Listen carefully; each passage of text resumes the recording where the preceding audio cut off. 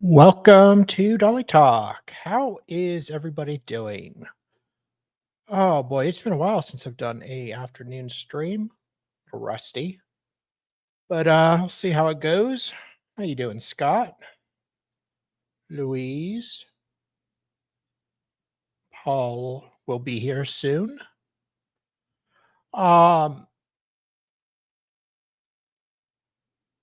we are talking, or we are watching the Brandon Riefers trial. That started today. He is a pro se.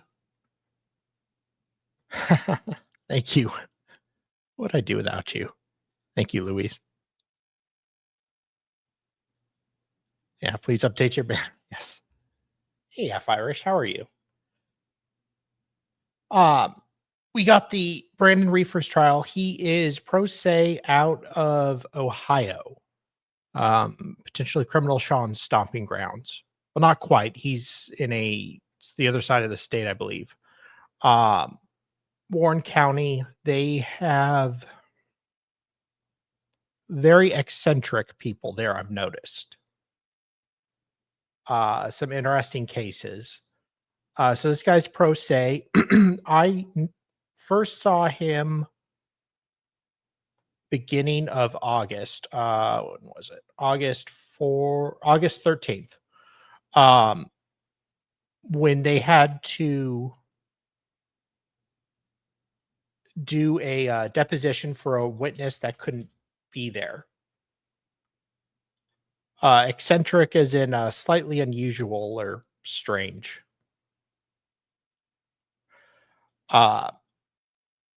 The witness, I forget her name, but I believe he was trying to sleep with her that night. She was not too keen on the defendant. So they do a deposition that is played today. They kind of play the video of it. The sound isn't great, so I think I'll just go back to that stream and just play her testimony. But what we're going to do right now is start. Well, okay. First, what are the charges? Do that. Okay. So yeah, we got State of Ohio versus Brandon Riefers. Was filed, I guess, in November 23 of 24. Charges. So we have 5 charges. Improper handling of a firearm in a motor vehicle. That's a 4th degree felony. If I recall correctly, the 5th degree felony isn't an actual like felony when it comes to like losing your gun rights. 4th degree and up is treated as like the big felony type thing. So that's the big charge. He's got a using weapons while intoxicated. That's a 1st degree misdemeanor. Obstructing official business. That's a 5th degree felony. Resisting arrest, misdemeanor level 2. And the OUI is a misdemeanor 1. So 5 charges. His big contention is that the police never did a blood test. So it was like based on behavior. But we'll hear more about him as he tries to defend himself. So we're going to go back to the October 28th, or I'm sorry, August 27th hearing. Also, the prosecutor is very fed up with the defendant, and her facial expressions are quite interesting. Oops. There we go. So, yeah, I recorded this. We have Mr. Elter as standby counsel. We have Ms. Hyatt from the prosecutor. And yeah, and he does have standby counsel, but the guy does not do much. He kind of just sits there for 8 hours. I kind of want his job. Here's office. We are here today. The docket says video deposition of a witness, but that's not right. We're here just for a conference in advance of our trial set to begin in a couple of weeks. And we have a number of motions that are on the docket for today. Let's talk about the conference items first. We are set for trial. And I don't yet know whether we are first up for that date or not. I've not yet received the notification from Ms. Yazel as to whether or not we are first up on the 9th. My guess is we are, so I am going to proceed as though we are first up on the docket. So what that means, Mr. Riefers, is that the jury is going to arrive at 8 o'clock. They are going to check in. I think we've been through this once before, but I want to go through it again.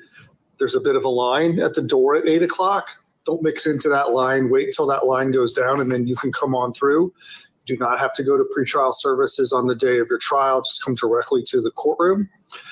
And then sometime in the 8:15 range, we will have the jury packet, which consists of all of the jurors that have been summoned for that day who are here, a seating chart, and the jury questionnaires. Those will all be provided to you by the jury commissioner or the bailiff. So you'll have a seating chart, kind of looks like this, that tells you where everybody is sitting.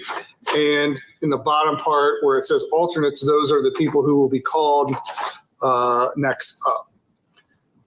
We'll have some discussions probably in the morning around 8:15. They'll let us know. Usually it takes, the jury's usually checked in by 20 after or so. We'll call them down. The jury will be seated 12 in the box, and the remainder of them will be behind you. I have some opening remarks. I will go through the initial statutory questionnaires or questions to determine whether or not they are preliminarily eligible to serve on the jury. I will ask them some questions about their questionnaire, if they have prior law enforcement experience, if they have military service, if they've ever been a juror before. Then I will turn it over to Ms. Hyatt and give her 20 minutes for her initial voir dire. And then if she passes for cause, then she can let me know that. Then you have your 20 minutes to do your questioning of the jury. Then we will exercise peremptory challenges, first from the state and then by you.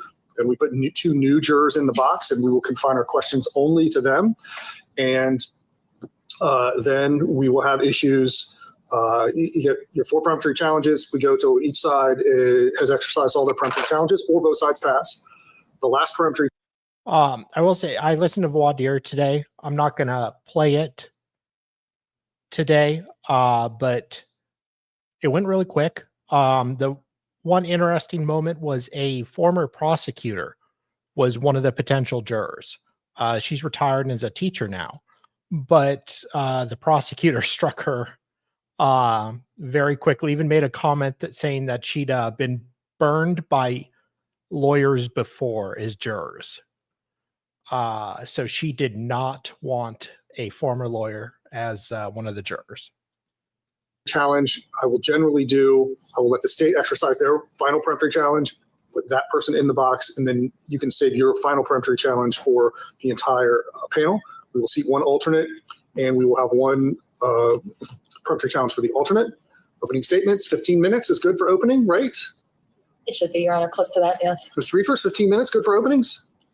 Your Honor, before we proceed, I'm just asking for clarity. Are we here for an evidentiary hearing today? We are conducting our conference first, and then we are going to talk about your motions. Okay. Well, then, if I may, can I submit? I've got a packet put together for today for the evidentiary hearing. What I've noticed, Your Honor, is some of the packets that I filed with the clerk's office, they haven't been showing up on the court docket. So what I'd like to do is preserve the record and just submit the packet so that the court has. Okay, we're not that far yet. We're still doing our conference part. Okay. All right, so opening statements. Just as a general rule, Mr. Riefers, you need to stay within arm's reach of the podium. So the podium swivels, so you can turn it a little bit if you want to. Generally, it'll already be positioned. You have an HDMI plug-in at your table, which means that if you want to use any visual aids, any of that sort of stuff, if you want to play the videos, you can plug your computer into the system and it will play on the big screen to your right. You might want to make an appointment with Ms. Carocco to test that in advance of that. We also have an Elmo, which pulls out from the podium. Anything that you put on that Elmo will go up on the screen. So if you have a photograph, for example, then that photograph would go up on the screen for the jury. Keep in mind, if you're going to show them text or anything, they are twice as far away from that document as you are. So what will frequently happen is, oh, look at exhibit 2, and the jury all squints and looks like this because they can't see it because you are twice as close to it as they are. If during a video you want it paused, you can pause it. You can you can have the witness draw on their terminal if you want. It's kind of like the John Madden Telestrator kind of thing. They can draw, they can point out things on that. Is there anything, there's not anything that's going to be particularly controversial that we need to make a ruling publishing to the jury in advance, right? No. Nothing I'm anticipating. Right, Mr. Riefers? I mean, everything's pretty self-explanatory. Yes, Your Honor. The evidence? Okay. All right. So then we will, after openings, then usually it takes us the better part of the morning to do jury selection. We get to openings. We may start with the first witness before we break for lunch that first day. Sort of just depends on how things go. Recital's supposed to keep that day pretty light for us. So hopefully we're not going to have anything else on the docket for that day. We'll break for lunch, come back. We're going to finish in 2 days, right? We should, yes, sure. So state goes, I'm going to give the jury some instruction on how you are acting as your own lawyer. So I'll talk to them a little bit about that. But I'm going to give them a more detailed instruction if in fact you testify in the case. Then I will give them a separate instruction on sometimes you're talking as a lawyer, sometimes you're talking as a witness, and they are to only take evidence as what you're taking as a witness. Sometimes, Mr. Riefers, it's in your nature, not just you, but everybody who represents themselves, to try to inject facts into the case, sort of like an aside when you're questioning a witness, such as, well, that's not really what happened. What really happened was this, or it wasn't at 8 o'clock, it was actually at 9 o'clock. The only way that you can present evidence is by way of questioning through another witness. So ask questions, but don't make statements, because if you make statements, then I'm going to strike those from the record upon the request of the prosecutor. After that, we'll do closing arguments. Half hour, 45 minutes to closing arguments. Ms. Hyatt will do her initial closing, then you do your closing, and then she will finish. Jury instructions. Thereafter, they'll deliberate and reach a verdict. I generally will be able to, actually, I think I already have a draft of the instructions, so you probably will get a draft of the jury instructions the first day of the trial, and then we will talk about the jury instructions on the second day of trial. Is there anything else we need to talk about regarding procedure? Not regarding procedure, Your Honor, no. Mr. Riefers, anything else regarding procedure for the trial? No, Your Honor. Okay. Do you anticipate that you are going to have any witnesses other than perhaps yourself? I couldn't tell you right now. I don't know. Okay. Ms. Hyatt, do we have a witness list? I do, Your Honor. Okay. Did you already give that to me? I don't remember. I don't know if I did, Your Honor, but I can make. Okay. If you could go ahead and email that to both myself and to Mr. Riefers after this. What I like is a witness list and an exhibit list. So all of the people that you're going to call as a witness, I want a list of them. Make sure that your witnesses are here, ready to go. The second time you run out of witnesses, you rest. That doesn't just apply to you, Mr. Riefers. That applies to every single person who walks into the courtroom. So first time it happens, so-and-so is supposed to be here. They're not. Okay, let's take a break. Let's rearrange some stuff. Second time it happens, your case is done. So you go with the witnesses that you have. Make sure that they are all subpoenaed to be here early and that they're ready to go. All right, I think that covers everything from the court conference aspect of things. There's been no significant plea discussions, right? Well, no, I mean, he was technically ILC eligible on the felonies. The only thing that would not have been ILC was the OVI, but that's where we kind of started with this whole thing, and that he did not want to do ILC at that point. So there really hasn't been much beyond that. And the OVI is a misdemeanor. The two big ones are a 4th degree felony improper handling firearms in motor vehicle and obstructing official business.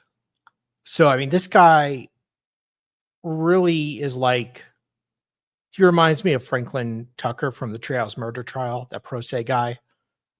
He is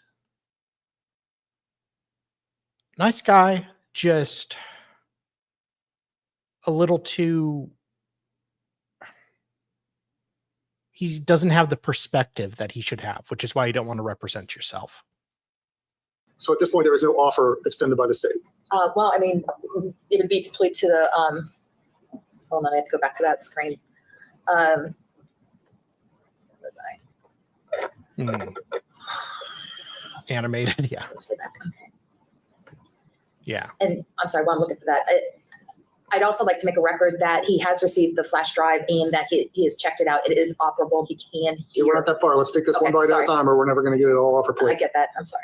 Wait a minute. Damn it. Sorry. Just do it this way.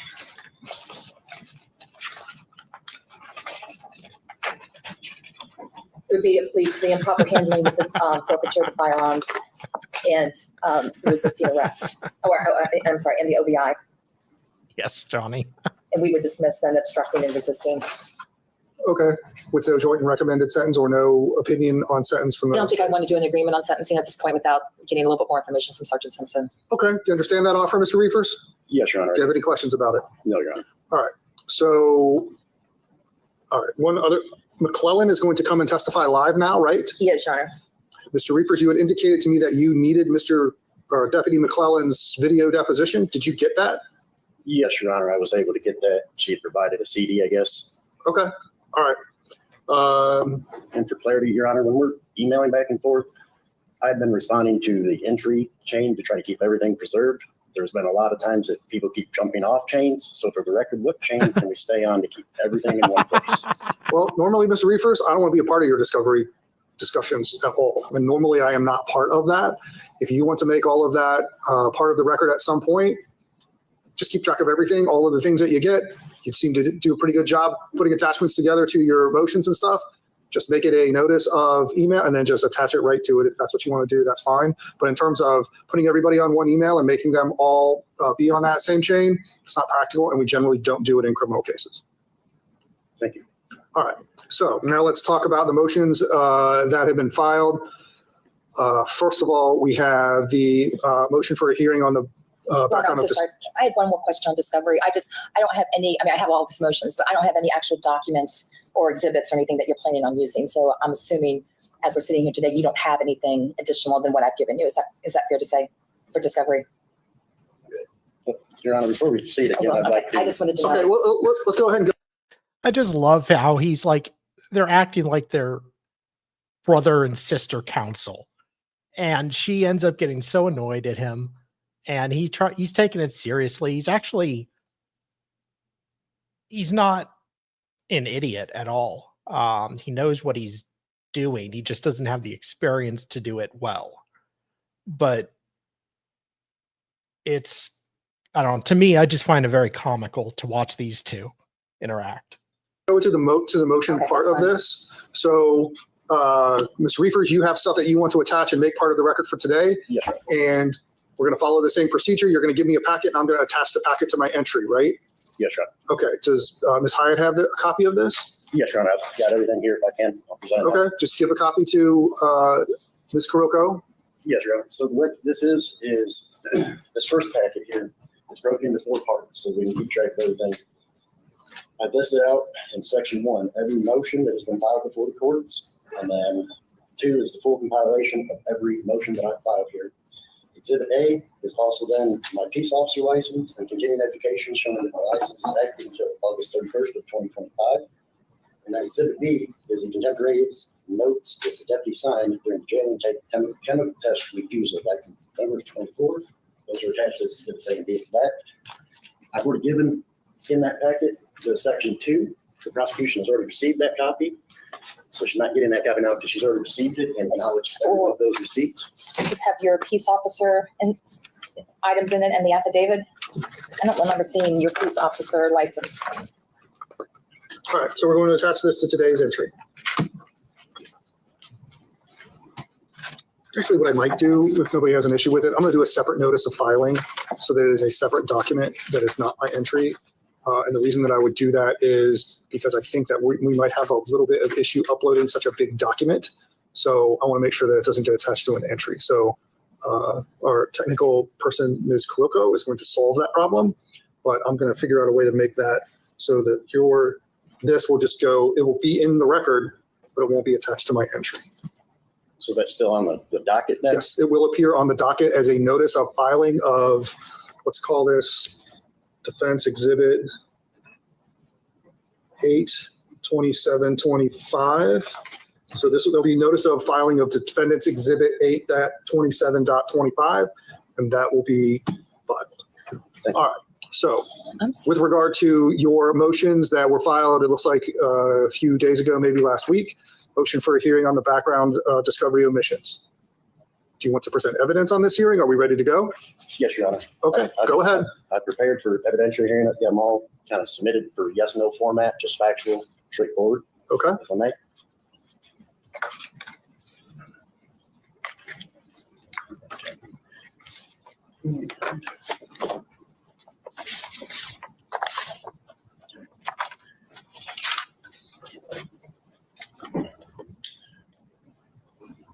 Who's the records custodian for administrative log investigation for discipline logs?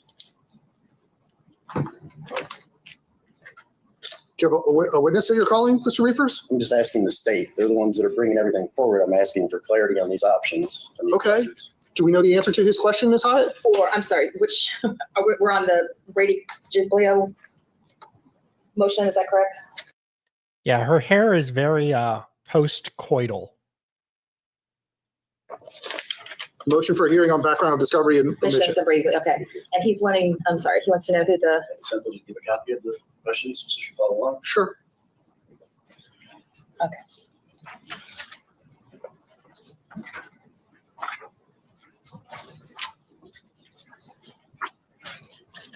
okay, well.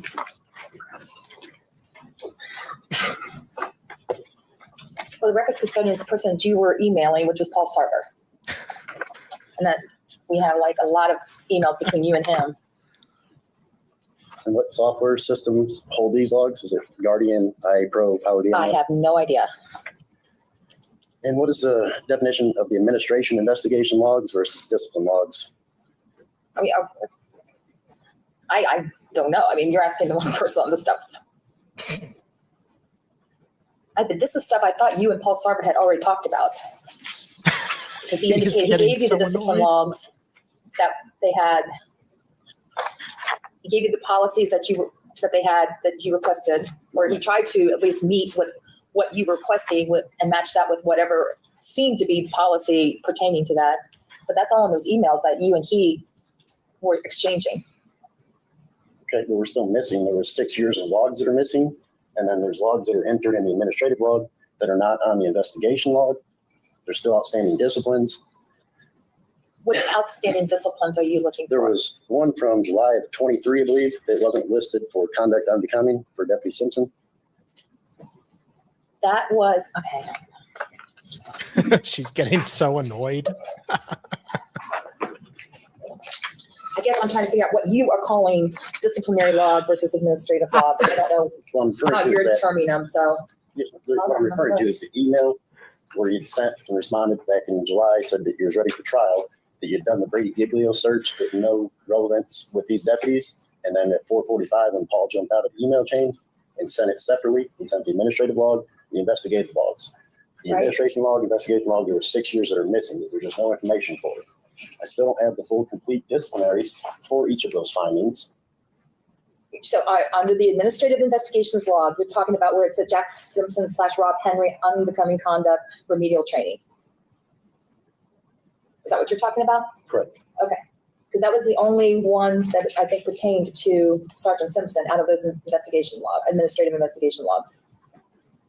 Right. But, okay, and I guess my question is I have to turn over exculpatory evidence and evidence that would change, like would be helpful for you, harmful for me, or regardless, I have to turn all that over. But stuff where they're late for shift or they didn't report for something, that doesn't go to their character for truthfulness. And so this conduct unbecoming, if you want to ask Sergeant Simpson about that, it's because he reported a fellow officer for sexual harassment. And they had an issue with the way he reported One it. at a time, please. And they had an issue with the way he reported it. And he can explain that. But that doesn't go to his truthfulness of character. And that's that's the stuff I have to turn over is things that you can challenge him. You know, if he was a liar or he stole or something of that nature is what I have to turn over under the Brady. Okay. So the unbecoming conduct, the failed to renew intoxilizer certification, the evidence mishandling, those write-ups are not Brady Giglio related. It goes to his truthfulness and worthiness of what he's telling us.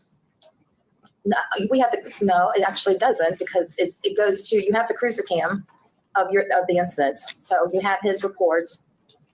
I mean, you can question anything that is inconsistencies. You're more than welcome to do that, but. Continuing on, I guess. What is the retention schedule for these logs? Wrong person. I mean, all of them. I mean, I'll tell you right now, Okay, do anything administrative, going through all of these, I don't have answers for this. and Your Honor, this is the issue. This is, if the state can't answer these questions, then why are we here? Because Your Honor, We're here sister today for an counsel evidentiary isn't hearing doing her on your job. motion, Mr. Riefers, and I think what Ms. Hyatt has just represented to the court is that she has looked through the 148 question, well, really 141, but we have the relief and remedy part that I've omitted. That we have, that she does not know the answer to the questions that are contained in your outline. Is that correctly stated, Ms. Hyatt? At least, yes, at least for the ones that I have had a chance to even go through. All right, go ahead, Mr. Riefers. Anything else? Yes, Your Honor. Do administrative investigation logs exist for 2015, 2018 through 2022? I think she already said that she doesn't have the information. She doesn't have the answers for the rest of these questions. There's no point in going through all of them individually. If she doesn't have the answers, we might as well take them as a group and just accept that her answer for each of these is going to be, I don't know, I'm not the right person to ask. Right, Ms. Hyatt? Correct. All right, continue, Mr. Riefers. Okay. Has the state requested a full export from each system, including inactive or closed cases? Again, same answer. I'm going through this. The same answer is going to be through. I'm not sure what you mean, like under 11 policy titles and version dates. I've given you the body. I've given you the cruiser cam, video and audio now that I have. There are no body cams because they didn't have body cams until this year. Let's see. Going through, that's all I have through that B. Under C, did Deputy Simpson have a body mic assigned that night? We know he did. It was malfunctioning. And 29, does any body mic audio exist for this stop? And we've already explained, there is no body mic. It was malfunctioning that night.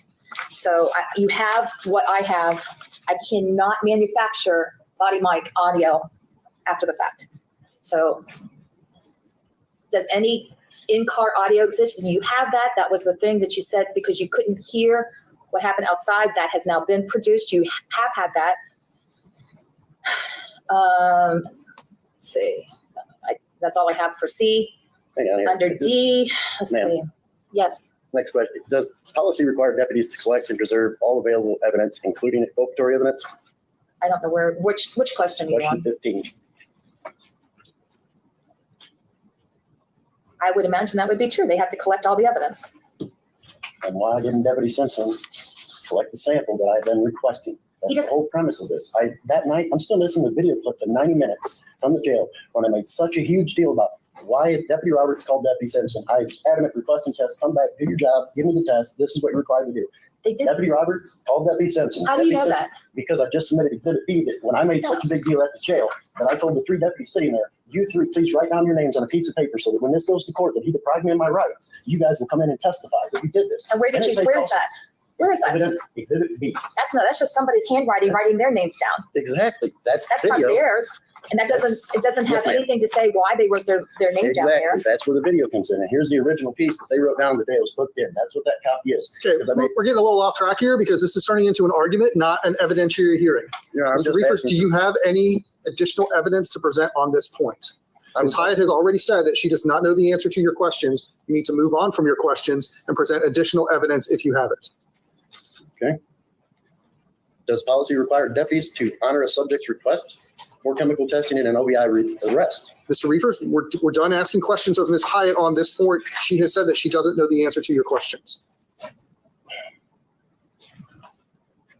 Your Honor, if the prosecutor admits she can't answer these questions today, then this is exactly the prejudice I've been raising. These are yes/no questions about discovery, chain of custody, witness credibility. If the state cannot answer, then the record is incomplete. My rights are violated, and only the proper time to remedy that prejudice is now, not later. I'm entitled under Brady Giglio Rule 16 and due process to this information. The state either has it or it does not. If it does, it should be answered. If it does not, then I respectfully move for dismissal or suppression of the record today. Boom. All right, anything else you want to tell me on that issue? Denied. I would like to continue asking my questions. Again, Mr. Riefers, I'm trying to make accommodations for you because you're representing yourself in this case. The correct way to present evidence in a hearing is not to ask the lawyer on the other side the questions that you have. If you had evidence that you wanted to present today, you should have subpoenaed a witness for today, somebody like Mr. Sarver who might have the answers to these questions. You might be presenting some documentary evidence about what's contained in your communications with Mr. Sarver, which indicates that maybe we have or maybe we don't have those things. But it is not proper to just ask the prosecuting attorney a bunch of questions about what records are kept by the sheriff's department. It is proper to ask her what she's turned over and what she has. And from what she's telling me, she has turned over all of the evidence that she has. And the court has already gone to the extraordinary step of making a thumb drive that has all of that evidence preserved on it, so that if it comes up during the trial that there is something that you haven't seen or I haven't seen, or if it comes out later after the trial that there is something that was hidden, all of that has been properly preserved for the purposes of your motion. Yes, Your Honor. So not to ask in those questions that she can't answer, but ones that she should be able to answer as far as like while we're at the jail, that 90 minutes or so that's missing from the. Do you know what happened to the 90 minutes or so that Mr. Riefers says is missing? I don't know what all was required. I mean, I have the jail video about the interaction he had with Corrections Officer Roberts. And then after that, he's let off. So I'm not sure what 90 minutes he's talking about, but he does have the jail video of when he was booked in and when the altercation between him and Officer Roberts occurred. Okay. And then he was let away. I mean, he does have that. All right. Anything else on this issue, Mr. Riefers? Can I ask questions that she should be able to answer? Go ahead. Can you give me a number? Yes, ma'am. Good. Okay.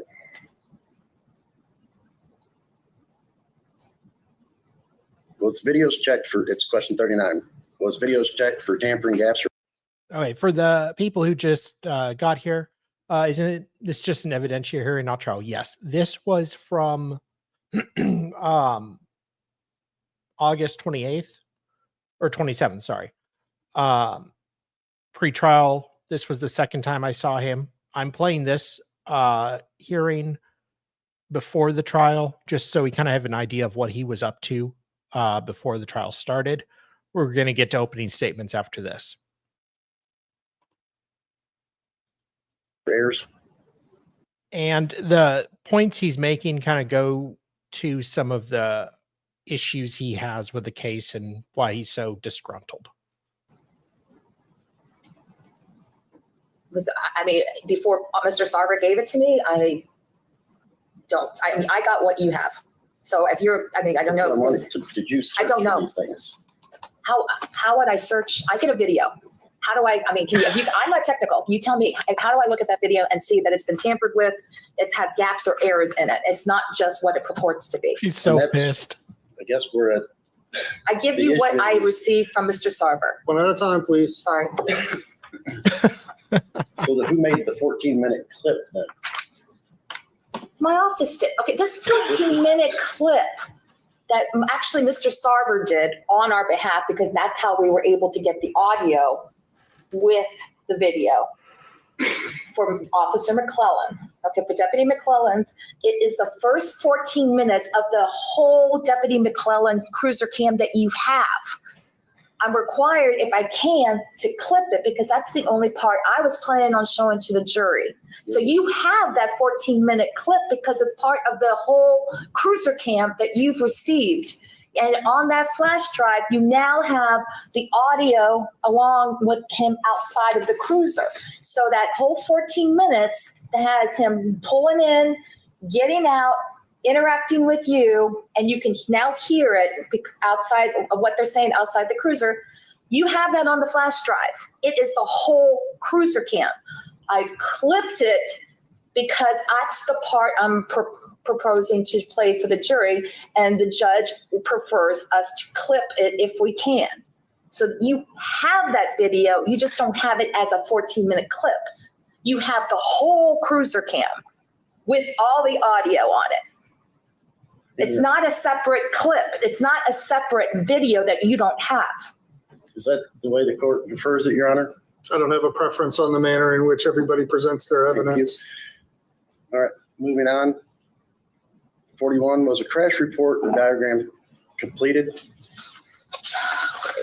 Ms. Riefers, this is the last time I'm going to say this.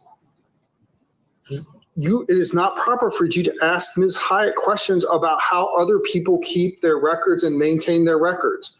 You can ask her about things that she may have received and that she did or did not turn over. But if we're going to keep asking questions about what other agencies do, then this part of your examination and your questioning is going to come to an end. I'm asking if the state did a crash report. The deputies were there. They did a crash report. I'm asking if she had completed one and it had been presented. You have the crash report that I have that was generated as a result of you backing up and leaving that property. Thank you. Is the crash report accurate? You have the crash report I received. Is it accurate? No. Well, then you need, you're not charged with hitting that car, but that's another reason why we're not here. But all right, we're moving on from this. Next is we have notice of preservation of records. I will go ahead and make your question. We'll call this defendant exhibit 82725-2.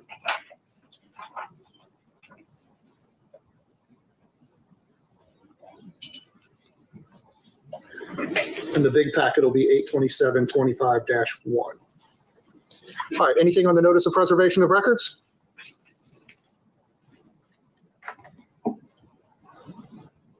Mr. Riefers? Yes, Your Honor, I got the packet in so I preserved the record and all the files. Okay.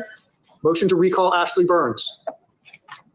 Is there anything additional you want to tell me about your request to recall Ashley Burns? No, Your Honor, just be able to confront her in open court if it were to go to trial setting. We keep talking about trial setting, but there's still threshold matters that hadn't been resolved before we go further. Okay. Anything additional on your motion to compel video jail evidence? No, Your Honor, still requesting the missing videos and clips that haven't been provided. All right. Anything else on the supplemental notice of discovery gaps? Still requesting the outstanding disciplines, the full transcripts and the logs that are actually go along with the disciplines. There's a full file that I've received separately, independently, that has the full file of every discipline that happened. All right. Anything else from the defense, Mr. Riefers?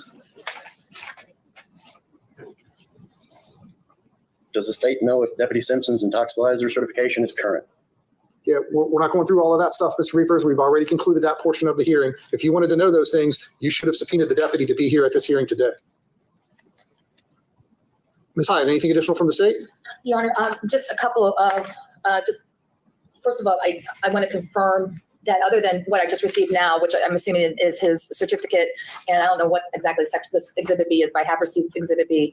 I have no other actual documentation that would be an possible exhibit at trial. I just want to confirm that that is correct from Mr. Riefers. Is that correct? I'm sorry. Do you have any other exhibits that you're planning on using at trial other than what I've already given you, and besides this exhibit B in your law certificate, enforcement certificate? I've submitted everything. Okay, so those are the only documents then, because I mean this is in addition to motions. Okay. The other thing is I want to put on the record that he has received the flash drive from our office with the cruiser cams on it, that he was shown when he came to the office how to toggle between the two audios, so he can now hear when the deputy, like Deputy Eastham, Deputy McClellan, when they exit the cruiser, you can toggle to the other audio and he can now hear outside of those cruisers. Those are, for examples that are on there. And that we don't have like a corruption of cruiser cams or that kind of argument again, that I can't hear this, or I've never been able to hear this the morning of trial. I just want to confirm that with you on the record. Have you had a chance to look at the flash drive? Yes, ma'am. Okay, and you played them? Yes, ma'am. Okay, and can you hear, do you agree? You can now hear the audio on Deputy McClellan, Deputy Eastham. I want to say Deputy Peters is the one that there was nothing outside.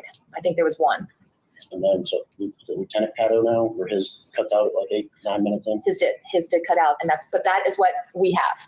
And you can now hear that, what's there. Okay, so on the record, that flash drive, you now have the audio and video that's available. Correct. Okay, thank you. That's all I just want to make sure. Okay. All right, I will take these matters under advisement. I will issue a written decision. We'll see everybody here at 8:15 for the trial. Your Honor, if I may. Sure. Your Honor, this case has been about one simple truth. I requested a chemical test that night, and the state refused to provide it.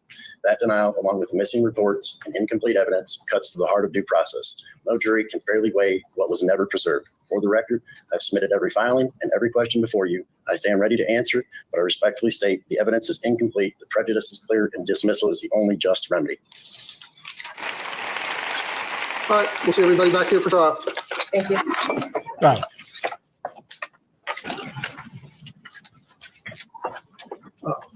Go and get your fucking shine box.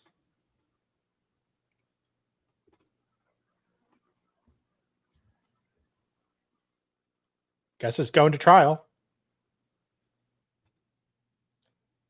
Okay, now what the hell did I just do with it?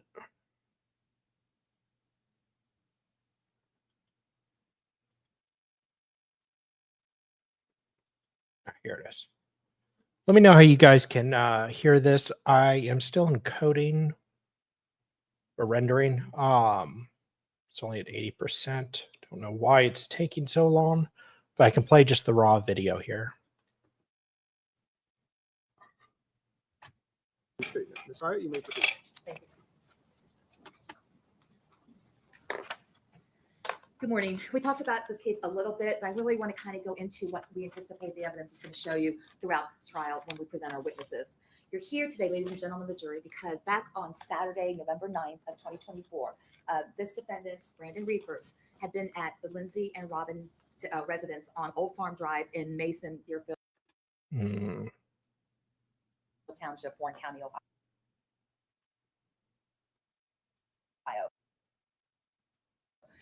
But it kind of starts, the actual incident happened around 11:30-ish that evening, but it really started earlier that day.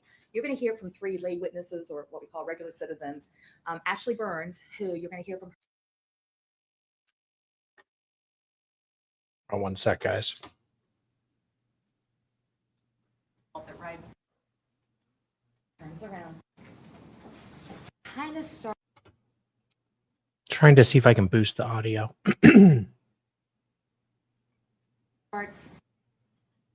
The actual incident happened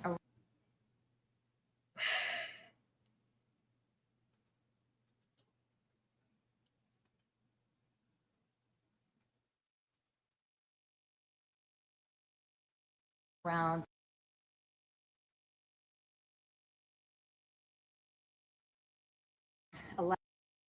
Can you guys hear it at all? Okay. Sorry, guys. I'm trying to get it all rendered and everything. 11:30-ish that evening, earlier that day. You're going to hear from three lay witnesses, or what we call regular citizens. Ashley Burns, who you're going to hear from her by a video deposition. I just want to let you know, because unfortunately she was not able to be, she was out of state for this week. So we have already had her recorded for testimony. But Ashley and the defendant had been online talking, dating, like kind of like feeling each other out as far as possibly meeting to date. Ashley lives outside of Columbus. And on November 9th, she was at her really good friend's house, Lindsay and Robin Davis. They are the ones that live on Old Farm Drive. Just so you know, they're all like some kind of engineers or engineering related, which I'm always in awe of because I don't do math. So, and my whole family's engineering except for me. So it's just, but they all, of course, you don't do math. Up. The defendant came to their house earlier that morning, had some coffee. They went to like some Christmas markets there in Sharonville area because it was, you know, early November.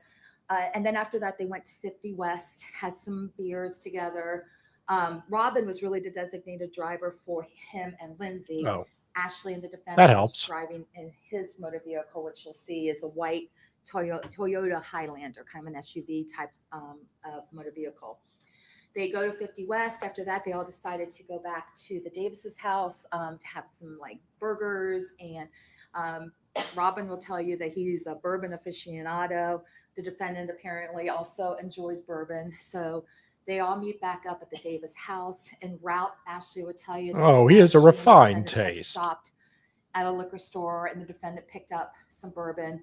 I believe it was Weller Red, and they all go back, have some food, have some bourbons. They were mixing some old fashions. Robin was. The defendant was drinking more of it straight. You'll hear from them that he consumed quite a bit of bourbon at their house, to the point where when they first met him that morning, they will tell you he was very gentlemanly, very nice, very, approachable, seemed to be a very nice man. Didn't drop any But racial as slurs. the drinking went on, you're going to hear from them that his demeanor changed. He became more aggressive, more snappish, or kind of short-tempered. And you'll hear from Ashley that he was almost kind of demanding, hey, I bought you some beers, I want to have sex. Wait, am I way too loud? Oh, shit. I'm sorry, guys. Yeah.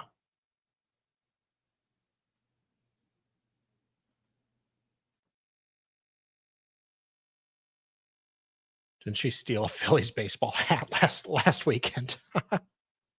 Sorry, guys. Yell at me in the chat more. There was some talk about that. He made her Wait, very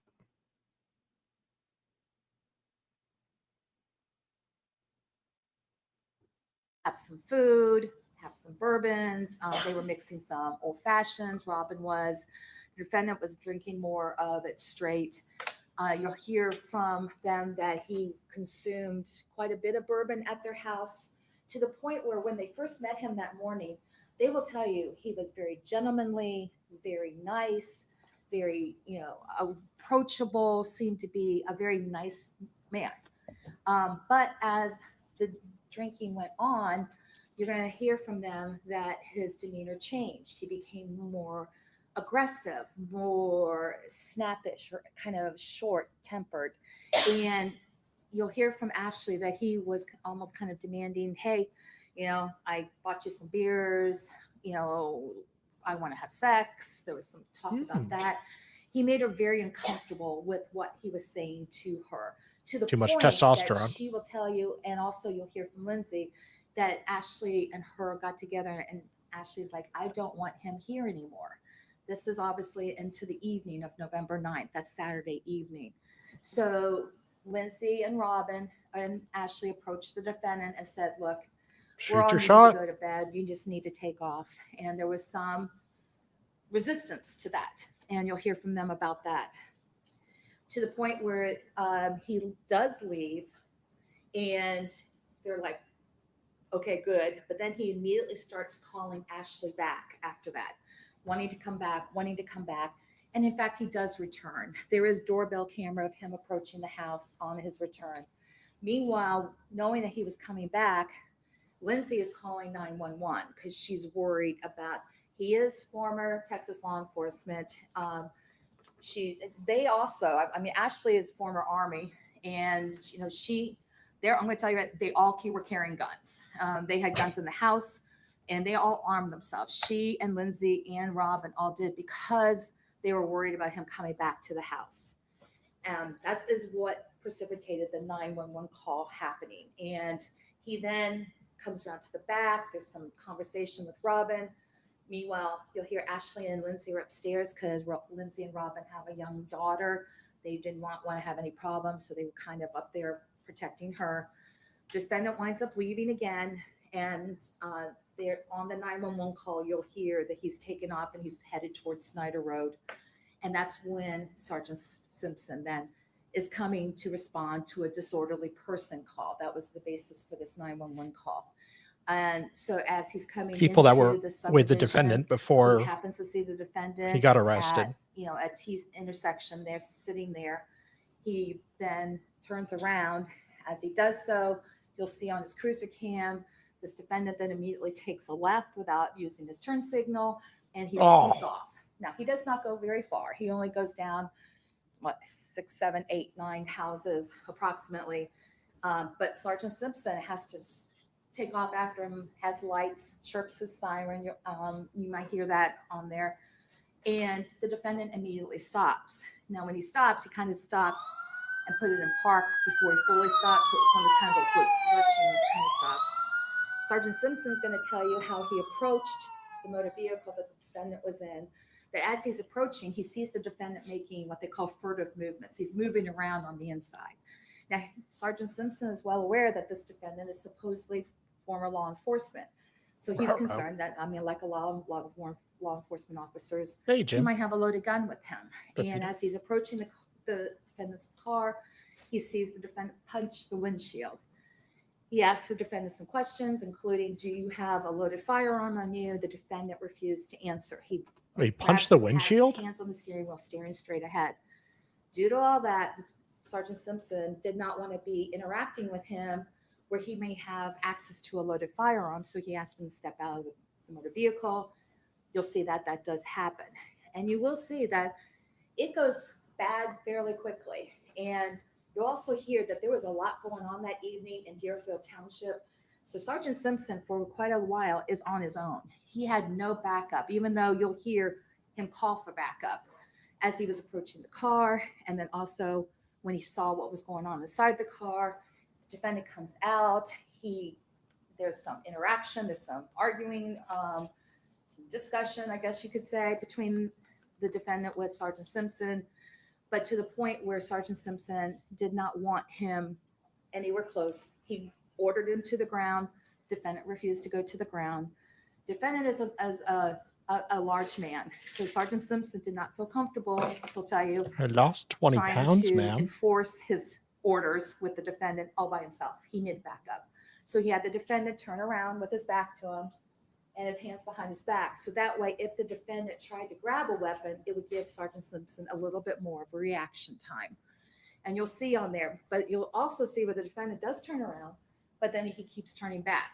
He turns around, he keeps coming back, and then starts to approach Sergeant Simpson. And it goes bad at that point fairly quickly. Sergeant Simpson's trying to keep space because he'll tell you that he Oh saw a my God, clip woman. on the defendant's pants pocket, waistband area, thinking it was a knife. And he did not want somebody who's armed coming too close to him. So he was trying to keep him back. You'll see the defendant is swatting Sergeant Simpson's hands away a couple of times. She swats hands away You're if they have also a going to see hairbrush. that one point right at the very end, he comes at the defendant with his hands and fists coming at Sergeant Simpson. And that's when he gets tased the first time. Don't tase me, Now, bro. He then immediately pulls the taser probes out, the defendant does, Ooh. and he comes and he's tased again, kicking. Kinky. And he's kicking. He's on the ground this time. You'll see it on the cruiser cam. He's kicking at Sergeant Simpson and trying to keep Sergeant Simpson away from him. He's also rolling, which, according to what I've been told, is a great way to break the connection between the taser probe and it hurting your body. He then gets up and is so close to Sergeant Simpson, this time he can't even deploy the taser, so he dry stuns him very quickly. Defendant, you'll see it goes around the front of the cruiser, and then Sergeant Simpson, he's still not getting on the ground. Even though he's being told this repeatedly by Sergeant Simpson to get on the ground, he refuses to do that. He then hits him in the back of his leg with his baton, and it will go to the ground on the other side of the defendant's motor vehicle. You'll see that as well. But he's being told, if you can hear it, and unfortunately, Sergeant Simpson's body mic was not operating properly that night. So you're going to hear the audio from inside the cruiser that you can still pick up some of the louder voices when it gets loud enough. But you can hear Sergeant Simpson ordering him onto his stomach, roll onto your stomach and put your hands behind your back. This defendant Sit, never boy. does. Down, The boy. only way that Fetch. happened was when you'll see It's not a dog, backup man. finally arriving, and this defendant had to be forcibly rolled onto his stomach. The bad thing is he made sure his hands were underneath his stomach. So his hands were on the ground, and he had to have his hands forcibly removed from underneath his stomach. Lo and behold, there was not a knife clipped on that. Not a knife. There was a loaded firearm, a loaded .380 firearm, exactly where his hands had been minutes or seconds before. Way to go, officer. You're going to hear that he's finally able to be cuffed. He's put into the back of a cruiser, and then his motor vehicle is searched. And inside that motor vehicle, right where the driver's side is, right at where his right foot would be, along next to the center console, right on the driver's floorboard, was the second loaded gun. This was a 9mm. That was Hopefully it's not a also SIG found. P320. You're going to hear that he also, by not only you're going to hear what he consumed at the Davis's house, but you're also going to hear from several law enforcement officers that this defendant had a very strong odor of alcohol. And in fact, the back of their cruisers, you could smell strong odor of alcohol just from the defendant sitting there. He also had some slurred speech and continued to just argue and refuse to listen to the officers. True. You're going to have both firearms. The one thing is, just so you know, a firearm is a firearm because it's operable. Firearm You is have a to show firearm. Way to operability. go, You have ma'am. to show that if you put ammunition in that gun, you pull the trigger, it expels a projectile, it expels a bullet. So in this case, we would have had the person who test fired the firearms who did, come in and test fire, and they both were operable. But the defendant and we are stipulating that we're not going to need him to testify. We stipulate that those guns were operable. That both of them, if you had pulled the trigger because they were both loaded, they would have shot. They would have expelled the bullet. Of course, he stipulates, I don't have no Ladies and shitty gentlemen, you're gun. gonna see, I take care of my weapons. From the cruiser cams, that how very quickly this situation could have gone so very wrong for Sergeant Simpson and then the other responding officers, especially because he was alone at the stop with this defendant who had a loaded gun on his person. Well, okay. So what is on the Without trying to defend the guy here, he didn't use the gun. He didn't do any of that stuff when he could have. So I would say that's kind of a point for him. He was responsible with the gun, kind of, sort of. this date, what all is he charged with? And we did talk about what the crimes were, but we'll start with count 1, which is that improper handling.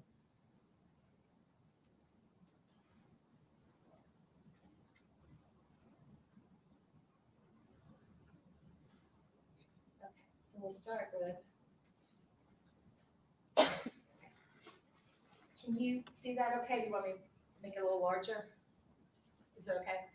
Okay, so we don't have to prove it necessarily date, but we have to, it's always in the indictment because we have to put people on notice as to what day we're talking about. But it happened on or about November 9th of 2024, happened in Warren County. You're going to hear that it was just in that subdivision in Deerfield Township, Warren County, that it was in fact this defendant, that he did knowingly transport or have a loaded firearm in his motor vehicle, and that he was under the influence of alcohol, drug of abuse, or both. In this case, we're alleging that with what he was seen ingesting and the smell, that he was under the influence of alcohol. That's what you need for improper handling. Now, you're going to have 2 specifications if you find that he was in fact guilty of improper handling of a firearm in a motor vehicle. There's 2 firearm specifications that for one for each of the loaded firearms, one on his person, one in the car, because he was originally in the car. So there's really originally 2 loaded guns in the car. So that he is in fact the defendant, or he was the possessor of the firearm. The one is a .380, the other one was a 9mm, and then it comes up. I'm going to tell you right now, whoever came up with some of these instructions and definitions, they never had to sit in front of, with the jury, because it's sometimes it just sounds so more wordy than it needs to be. But essentially, that these firearms he had, and it was part of the commission of the offense. So in this case, because he's charged with improper handling of a firearm, he had to have firearms in order to commit that offense. So that's where that kind of comes in. It's kind of a very wordy way to say that. Because if he didn't have firearms, then he wouldn't have this crime. So in fact that he had the firearms, that was part of the reason why he's charged with this crime. Should have done a Frank's hearing. That's the using weapons while intoxicated. Sorry. It's like that. But again, it's same date, same location. The only difference, and like I said a little bit in voir dire, the only difference between using weapons while intoxicated and improper handling of a firearm in a motor vehicle while intoxicated is we don't have to show that he had it in a motor vehicle. But you can commit 2 different types of crimes just by having firearms while you're under the influence, of, again, alcohol in this case, not necessarily drugs. So he did have or carry a firearm while he was under the influence. That's simply it for using weapons while intoxicated. And then it's the same two specifications. He had to have the firearm in order to commit this offense. So that it was used in the commission of offense, because otherwise we wouldn't have this offense without firearms. Count 3, obstructing official business. It's, sorry, get up there. Obstructing official business, and it's, and you'll see risk of physical harm to any person. Same date and time, location, same defendant. In this case, we have to show that without privilege to do so. So he did not have the right or the privilege to do what he was doing with Sergeant Simpson this evening, that he did actions for the purpose to obstruct or delay or impede or hamper Sergeant Simpson in the performance of his duty. So what was the performance of the duty? It was a traffic stop. He was following up on the 911 call and along with the traffic stop. He was doing an investigation as to what in the world was really going on here. And this defendant impeded, obstructed, hampered, prevented him from, or delayed him in that investigation of getting that information as to what was really happening by the way he acted that night. He refused to comply with repeated orders and requests by Sergeant Simpson to either get on the ground, to stay back, to just stay there with your hands behind your back till backup arrived. This defendant, you'll see in the video, he was impeding that. He's delaying it because of his actions. He didn't just do what he was asked to do. Well, it's when you're being tased, since it's he's former law enforcement. But he did not do what he was supposed to do. kind of hard. The delay. And by his actions, that created a risk of physical harm to Sergeant Simpson. Sergeant Simpson could have been injured in his interaction with this defendant that evening. Now, it's a risk. We don't have to show he was actually physically harmed, but in this case, there was certainly This is a risk of fourth-degree physical harm felony. to Sergeant Simpson. And again, when you see the video, that This will be charge will become get a his gun little bit rights more taken clear. away. And then resisting arrest, sorry. Resisting arrest is count 4. Again, same date, location. We have to just show that he recklessly or by force. So he either recklessly, and recklessly is another one of those definitions that it's much more wordy than it needs to be, but we have to show that he was aware of opening? his actions and Oh, his the instructions. decision not to comply with Sergeant Simpson's orders to get on the ground, put his hand behind his back, just My stand God, there woman. with your hands behind your back, with your back to me, not complying with those orders, that he knows that by disregarding that, by not complying, that he was in fact resisting or interfering with Oh his my own God, arrest. you're almost So making a it's pro kind se of a trial subset boring, in sweetie. some ways to obstructing official business. He's hampering, he's resisting, he's delaying, he's impeding Sergeant Simpson with, in fact, getting him cuffed. And you'll see that as well when deputies McClellan and Deputy Easton come. You'll see Deputy McClellan's cruiser cam because Almost. he has a different angle to it. So it Ooh. helps to, and you kind of can hear better because Deputy McClellan's body mic was working that evening.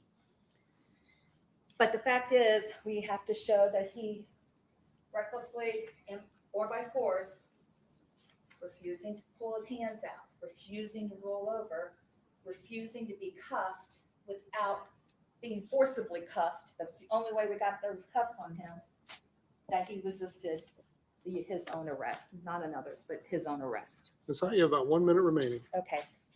And lastly is the operating a motor vehicle while under.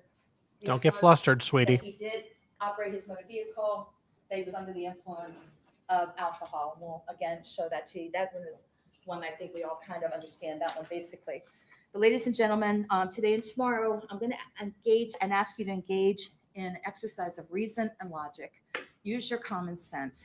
Look at all the evidence. Look at the video. listen to the testimony, see what is supported by what you see, and apply the law as Judge Oda is going to give it to you, and plug in the evidence to each of those elements, weigh them, and come out with a verdict.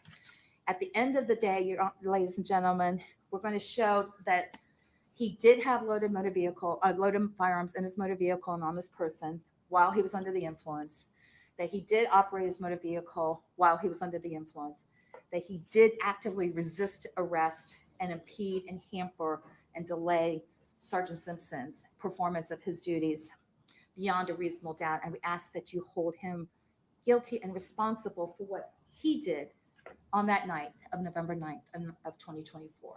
Thank you. Mr. Riefers, you may proceed. Thank you, Your Honor.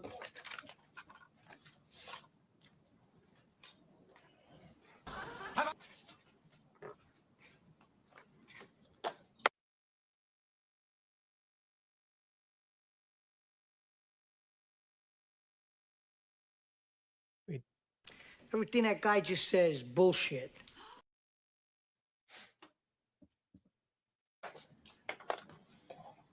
Okay.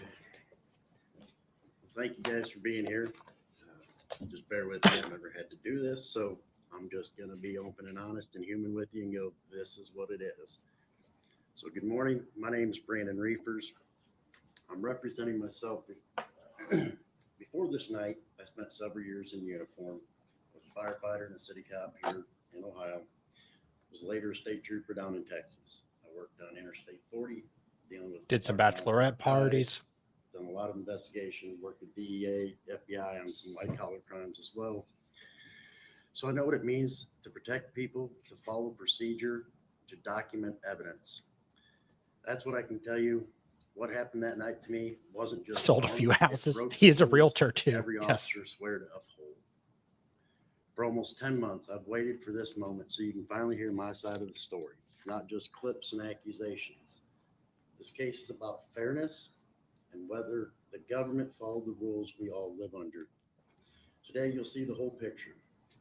I want to thank you guys for being here. I know this takes away from work and family. In this room, you guys are the guardians of fairness. I'm not a lawyer. I'm a son. I'm a father. I'm a fiance. And I'm a man of faith. I have Aw. nothing to hide and everything to lose. I trust you with the truth. My training and experience as a Texas state trooper drilled two things into me. First, you explain the legal basis of any stop. Second, you preserve exculpatory evidence, especially video and chemical tests. I'm not asking you to take my word for it. I'm asking you to look at the evidence and decide whether those basic rules were followed. On November 9th, 2024, it was a bad day. Feelings were hurt. A Didn't get 911 laid. call was made. Deputies arrived. I was stopped. And on the deputy's own video, it shows he approaches my vehicle 1 minute and 20 seconds in, because their camera goes back usually a minute or two before recording. As his camera, as he's approaching, I come up to the stop sign, go to make a left-hand turn. I just tapped the turn signal, saw that he was coming, and waited. Well, then he turned, didn't use turn signal. Well, he goes past me and turns around in the driveway. So I go and just make my turn to take off. As soon as I'm taking off, I make it about 50 feet past the intersection. That's when he activates his lights. Then as he comes up to the car, we talked for a minute or so, minute and 20 seconds roughly. At 2 minutes and 42 seconds is when I stepped out of the car and my car door shut. At 2 minutes and 48 seconds, the deputy goes to grab my hand. Aw. 3 seconds after that, then he's calling on the radio, he's got one resisting. All he did is he asked me to get out. He come What's up, up to Matty? the car, got my hands up, said, "Hey, I'm a retired trooper, got my secondary weapon." Don't shoot. Handed my credentials. He asked me to get out. Sorry, back up. First thing he said when he got up the car was, "Why'd your friends call?"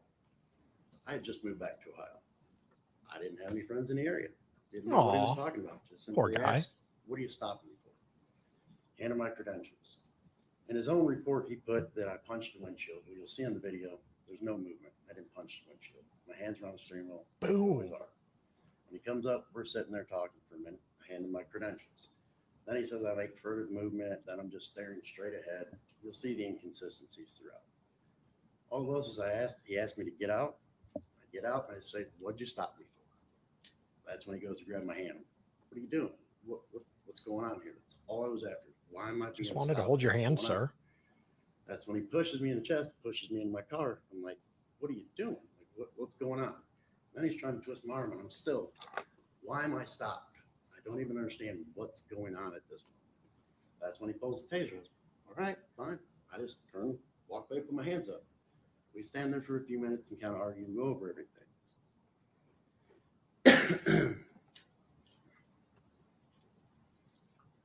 Sorry, my dentures got the bottom set out, so it makes it Dentures. water.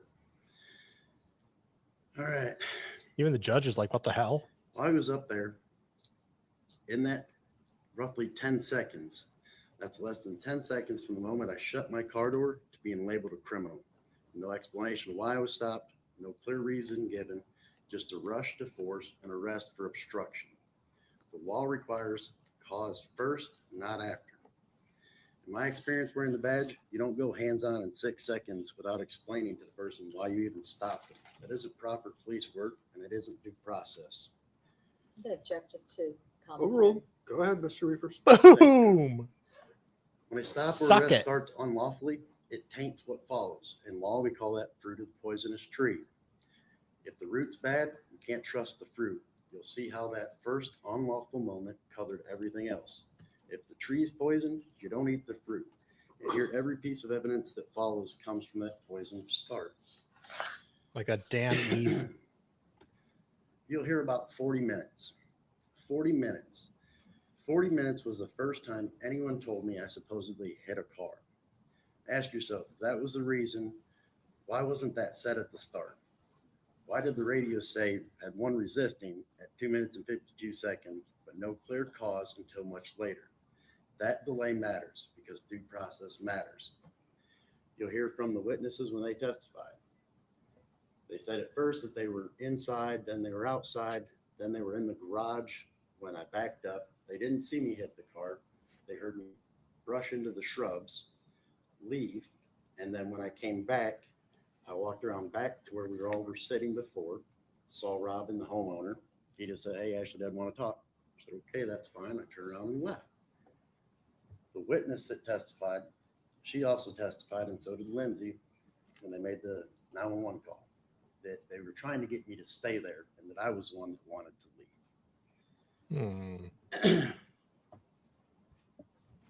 Excuse me.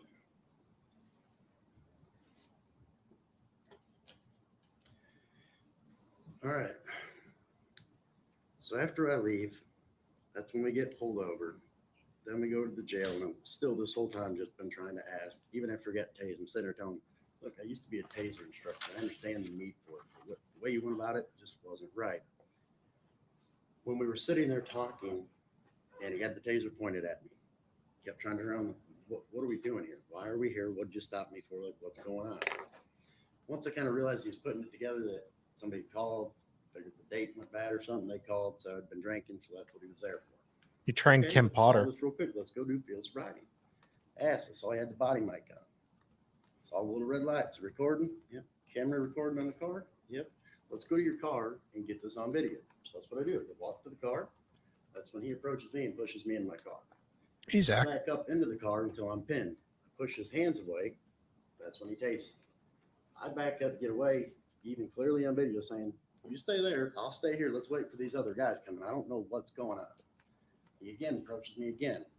That's when he tases me again, knocks me to the ground. As I'm on the ground, he comes up, dry stumble. Get up from that. I roll around the ground. I get up from that. Again, I'm walking away. I said, stay there. I'll stay over here. Wait for other deputies. Clear as day, you'll see on video. I'm standing there, hands up, facing away from him. He comes walking up the ass, takes out my leg, and knocks me down. I go to the ground. I'm still being attacked. So I'm on my back just going, leave me alone. All is after you. What's going on? Then 40 minutes after it is when they talked about, that's when I supposedly hit this vehicle. Well, the witness testified that it was a white little vehicle. She testified here. She made the statement to the deputies that were there that night. It's a white little vehicle. They were sure of it. Nobody saw it. And then Deputy Carter is the one that did the crash report.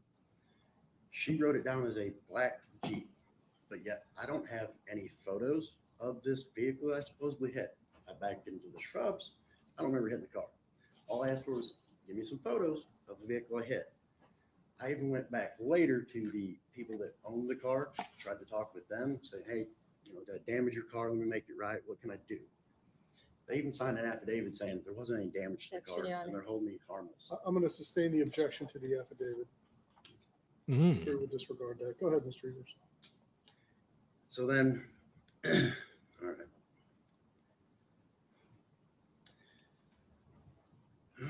Let's see. So then once we get to the jail, I still continue to request a chemical test. The jail video cuts off at 1:32 a.m., just minutes after I pointed to the camera and said, I hope this is recording. What you see, what you won't see is what comes next. Robert moves me into the holding cell. Then later we come back out into the intake. Again, kept asking for a chemical test. That's when Deputy Roberts called Deputy Simpson, and Simpson refused to come back to the test to administer the chemical test. We've got ways to prove intoxication. You can do field sobriety inside the road. You can do a chemical test, blood, breath, or urine even now.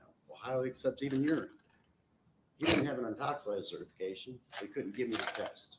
He did have a duty to get another deputy that was certified to run the test. They just didn't do that. I made such a big stink at the jail requesting the other two deputies that were sitting there. They even had to write their name down on a little yellow piece of paper. I'm saying my rights are being violated. I'm asking for a test to go. You say I'm intoxicated? We have ways to prove that. Let's do that and get this resolved. They wouldn't do it. So I had them write down their little name. Well, when they wrote down their name, I requested the open records request beginning in November. I did it again in January, again in May, and then again in open court. I continuously requested the video from 1:30 a.m. till 4 a.m. Objection, Your And Honor. all of this happened. Overruled.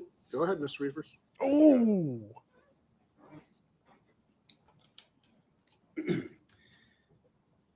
Suffer. From my training and experience, both as a city police officer and as a state trooper, I know exactly why the 1:30 to 4 a.m. window matters. It's when a defendant's request, evidence, and rights must be preserved. And that's exactly the moment the cameras went dark. And the missing video isn't the only gap.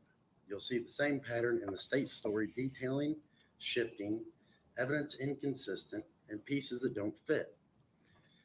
The state will rely on a video deposition from Ashley Burns, but her story doesn't match. That night, in her fresh statement to deputies, she said, I had been drinking, she had been drinking, emotions were high, I had left. We talked about military and police stuff. Months later in the deposition here, the story shifted. Now it went to me grabbing her wrist and making her feel uncomfortable. If that were true, why wasn't that her first words in the police that night? You'll be able to compare those words for yourself, side by side with timestamps. You'll see it in your own eyes.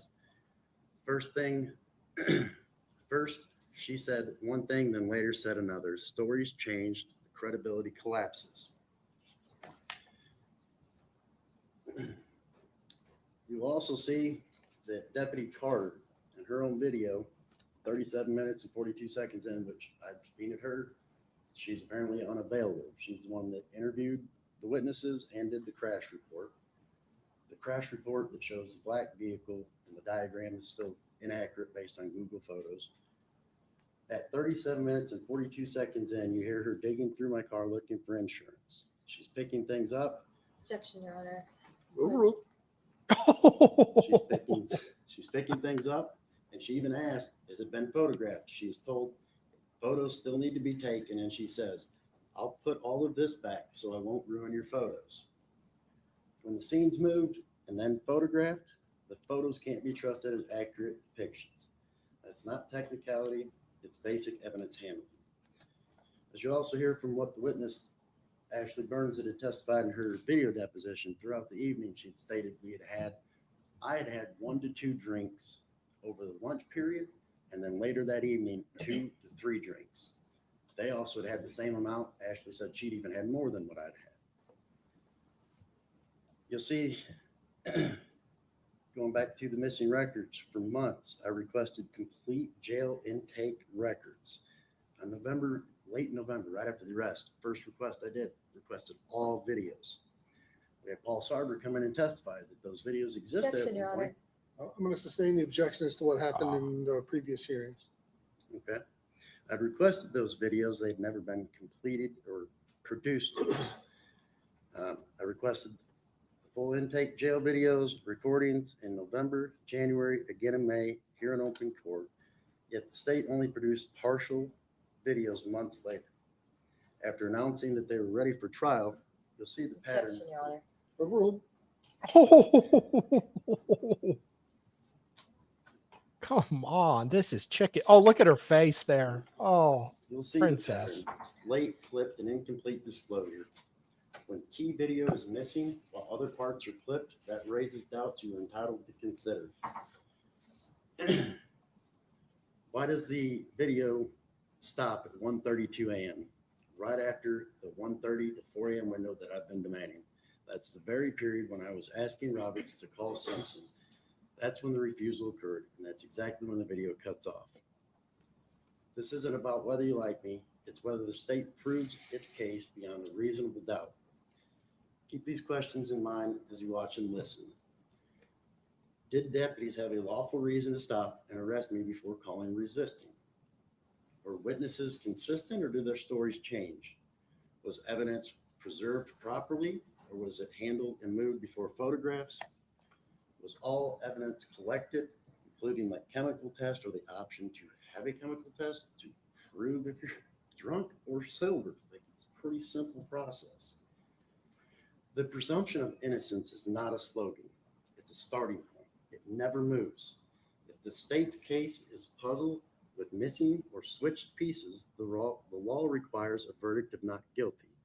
That protects every person in this courtroom, including you and your families. Ask yourself, when a man asks for a test to prove his innocence and the state's own evidence shows he demanded it, but the test is denied, is that justice?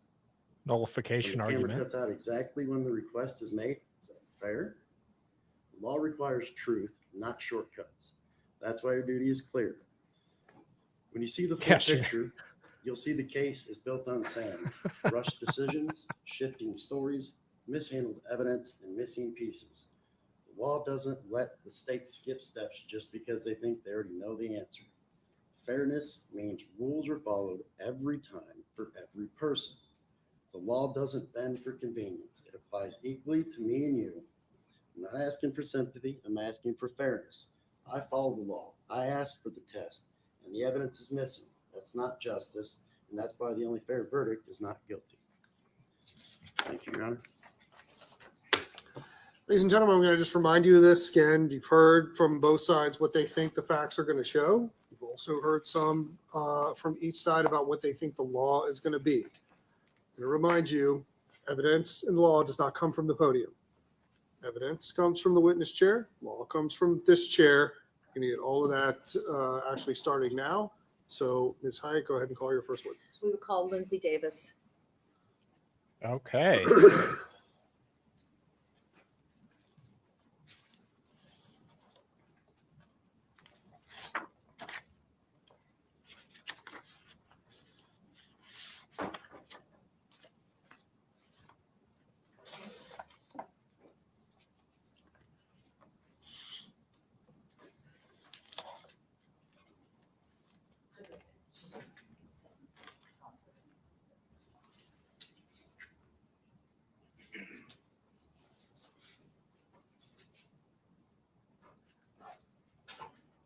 Suit guy is the standby counsel.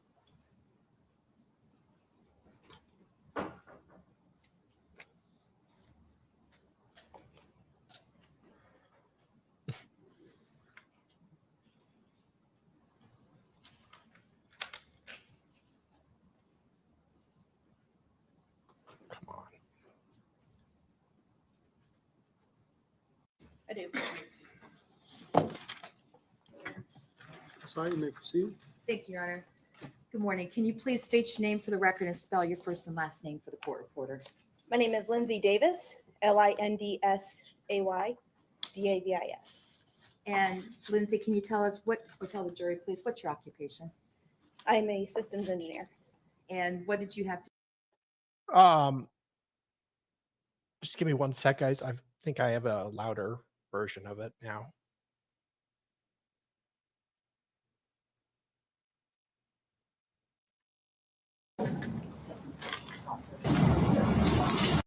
It's going to be louder.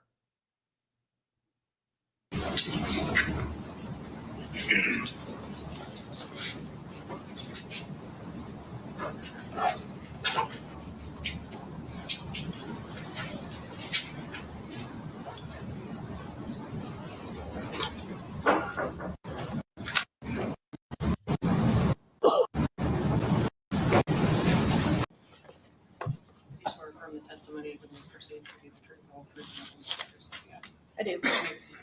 Don't have closed captioning yet. Sorry, you may proceed. Thank you, Your Honor. Good morning. Can you please state your name Oh. for the record and spell your first and last name for the court reporter? Yes, I am. My name is Lindsay Davis, Lindsay. And Lindsay, can you tell us or tell the jury, please, what's your occupation? I'm a systems engineer. And what did you have to do to become a systems engineer? So I graduated with a Bachelor's of Science in Chemical Engineering in 2015. And then to become a systems engineer, I had to learn the basics of every engineering discipline necessary to design a jet engine. And I'm working on a doctorate of engineering and systems engineering, which means that I have to demonstrate complex application of engineering rather than just write a paper about it. Right. And do you work for a company or are you employed right now? Yes, so I work for Edison Works at GE Aerospace, so I work for their military division designing jet aircraft engines. How long have you been there? I've been with GE about 4 months now. 4 months. Okay. And then did you have any prior employment before that? Yes, so I worked for the University of Dayton Research Institute for the majority of my career as a chemical systems engineer, so doing some of the same thing except designing chemical refining processes and coding applications for United States Air Force aircraft. Hey, Okay. And that's what how are you? I'm easily That was entertained. fun.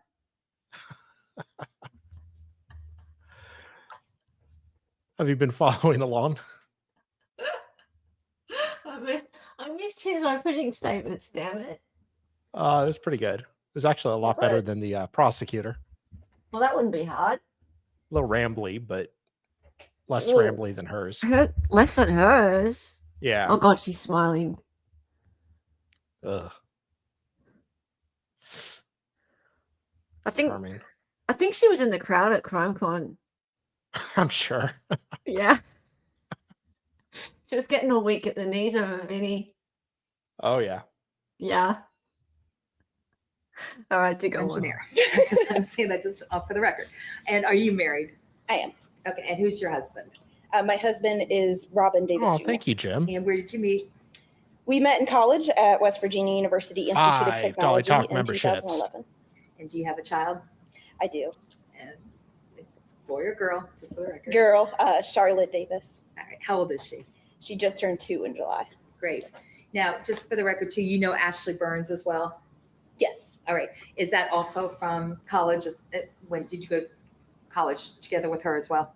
Yes, we attended the same university. She was, I think it's technically a year behind me, but we met because I was a resident assistant with the university, and she obviously lived in the residence halls, but we are also sisters from the same sorority. Okay. And how long have you known Ashley? About 13 years now. Great. Now, are you acquainted with somebody known as Brandon Riefers? Yes. Do you see Brandon Riefers in the courtroom today? Yes, ma'am. And can you just point him out, describe what he's wearing in court today? He is over there wearing a light blue collared shirt. For the record, indicating the defendant, Your Honor. Noted. And how many times had you met Mr. Riefers? Because we're going to be talking about November 9th of last year, which is when Hi, Erica. you called 911. Mhm. How many times before that had you met Mr. Riefers? Before that, I had not met him. Okay, so on November 9th was the first time you met him? Yes, ma'am. Okay. And I'm gonna just tell you that was a Saturday because I don't expect you to know that. But can you just tell us like the situation a little bit? Explain to the jury just starting that day. First of all, was Ashley present in your residence that day? Yes. So Ashley and I have known each other for 13 years. Since I graduated college, my husband and I have not necessarily lived near any of my sorority sisters. So when we moved back up to the Cincinnati area, we made it a point, or make it a point rather, to see our friends and see our family. And that includes Ashley. She lives in Columbus, so we invited her down for the weekend because it was a long holiday weekend, Veterans Day weekend. So we had invited her over to stay the night. I believe she arrived Friday night, and she would have left Monday morning like she usually does when she comes down for a long weekend. How did Mr. Riefers fit into your plans for that weekend? So Ashley had told me that she had met someone, and she had started talking to a man. She was on the dating scene, and she said that she was very interested in him. Real quick, I'll show you guys what she looks like. She was in the military, knows her weapons, can handle herself for sure. She's kind of cute. She's scary. Very intimidating. Look at those arms. Good Lord. She'd break me in a second. Or Just looking at you. I'm a twig. She's Yeah. better looking than the one on the stand, that's for sure. True. But Yeah. there's not a looker among them. Let's be let's be clear. She does look very mean. So that's Ashley. Hang on. That was Ashley? That he wanted my husband and I. Yeah, I believe so. That was the one he was trying to hook up with. Ashley. Yeah. The brunette. The brunette's Ashley.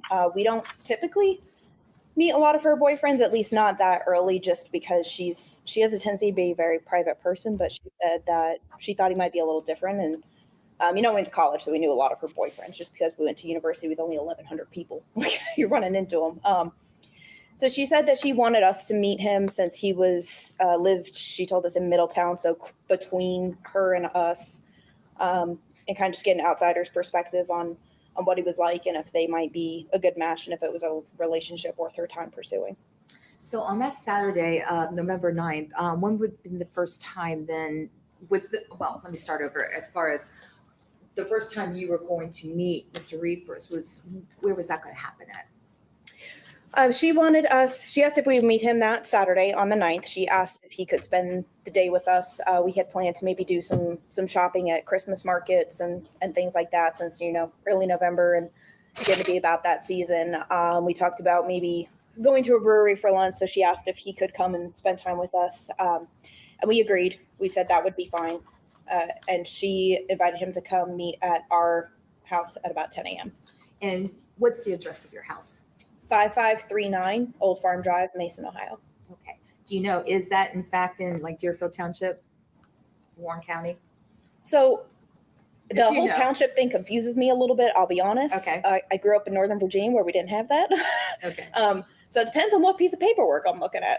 All right. Was it Warren County at least? Warren County, yes. You are in Warren I County. do know that for sure. How long have you been living there? We moved in October of 2021. So that puts us at 4 years next month? 4 years. Okay. And is that like a single ranch, 2-story or something else? So it's a 3-story. It looks like only 2 from the outside, but it has a basement. It is 3 bedrooms. 3 bedrooms. 3 Okay. bedroom, 3 bath. And approximately what time would Mr. Riefers have arrived at your house there? Oh, he was pretty punctual. He arrived at about 10. And did you see what kind of motor vehicle he was driving? Yes, he was driving a white Toyota Highlander, which I commented on because I drive a black Toyota Highlander. Oh, okay. Aw. There you are.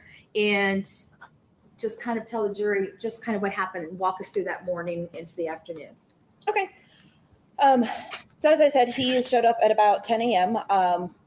We all chatted and decided we wanted to go to the Christmas markets in Sharonville, the Sharonville Convention Center. It seemed really popular online, and I'm a big Christmas market person, so we all agreed to go. After we spent I think we left around 10:30 because I had to get my daughter all together, and not a quick thing to get a child ready to go out the door. So we left about 10:30, and then we drove over to the Sharonville Convention Center, realized that the line wrapped around the building. So Ashley actually called from Mr. Riefers' car and said, did you realize it would be this busy? And I said, no. And we all said, well, let's go find something else. Like, we don't really want to wait in that big old line. So we ended up going to the Entertainment Junction, which you could see from, I think it's 75, because they were having a similar little Christmas market. It was just much smaller. So we left Sharonville and then ended up at Entertainment. If I had to guess, I'd say probably around noon, just with all that commute time, because Sharonville was busy with that convention center. So went to Entertainment Junction and walked around that Christmas market for a bit, and then decided we were hungry, so we decided to go to the 50 West Brewing, since it had recently opened, and it's quite close to my house, my husband and I's house. So we went there and actually decided to stay there for a while because they had a large sand pit. So my daughter got to play, and we ordered drinks and wings and a hummus plate, just like Nice. for lunch type thing. Let me ask you too. Well, when you left- can you tell us more? when How would first you met rate it Mr. on Yelp? Riefers that morning at your house, or and throughout that morning, Bit what was your spicy. first impression of him? He was very kind and gentlemanly. My first impression was that he seemed off the bat like a decent fit for Ashley. Ashley's she's very independent. She's very strong-willed. Clearly, So just look at her. I think it takes Yeah. a special man to be able to be with her, and he seems Oh, like I he do. might be able to be that kind of person for her. We chatted and got to know him a little bit. He said he was from Texas, and my husband loved Texas when he lived there, so they kind of hit it off. And my Clearly. It takes a special man to be with her. Yeah, special Yeah, in okay. all the ways. This is going on his Special eHarmony enough. profile. Yeah. Hey, Christian Mingle. Dear. husband and I on the naturally in the record car on now. the way talked about Mr. Riefers a bit, and I said, he seems like a really nice guy. I'm excited to get to know him a little bit more through the day, and excited to get to know him Erica. over lunch. Says, pause the stream. Wait, I forgot what I was going to say.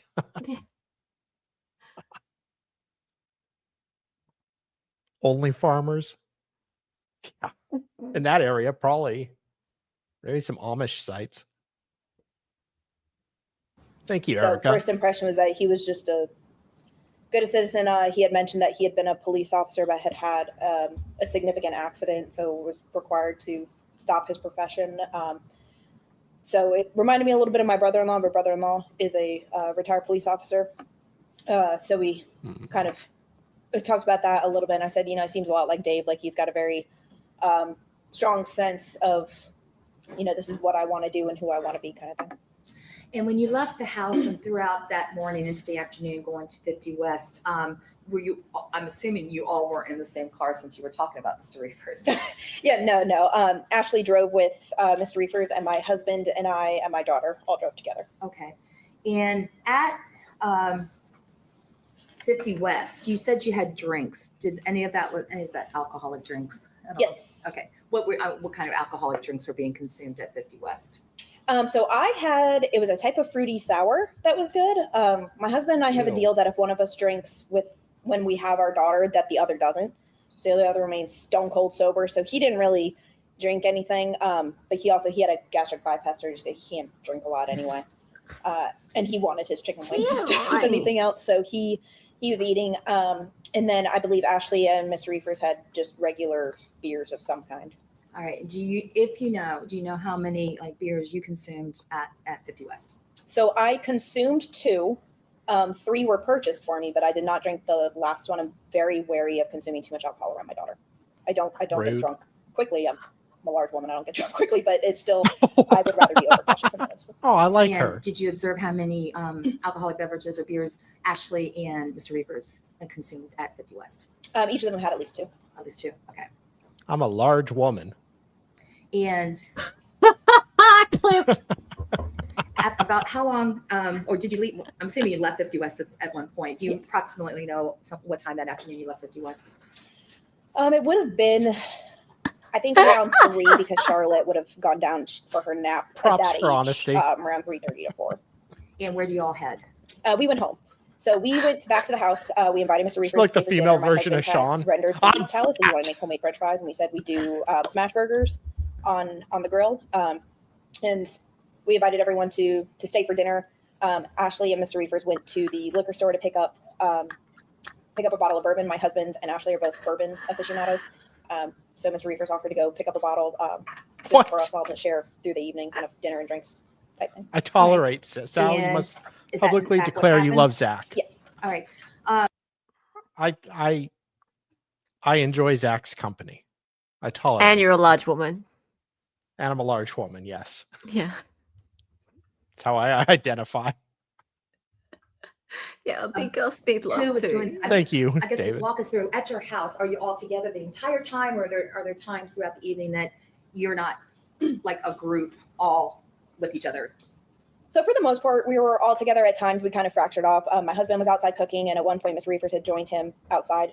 And Ashley and I were inside kind of prepping everything. So my husband's job typically is kind of the mains, and then he's going to do the fries, and I'm doing all the vegetables, putting up tomatoes, lettuce, onions, whatever it may be. And then I had the watch, so to speak, of our daughter. So had the monitor, keeping an eye on her, and Ashley kept me company while we did that. But for the most part, we were all together, or at least all in each other's line of sight.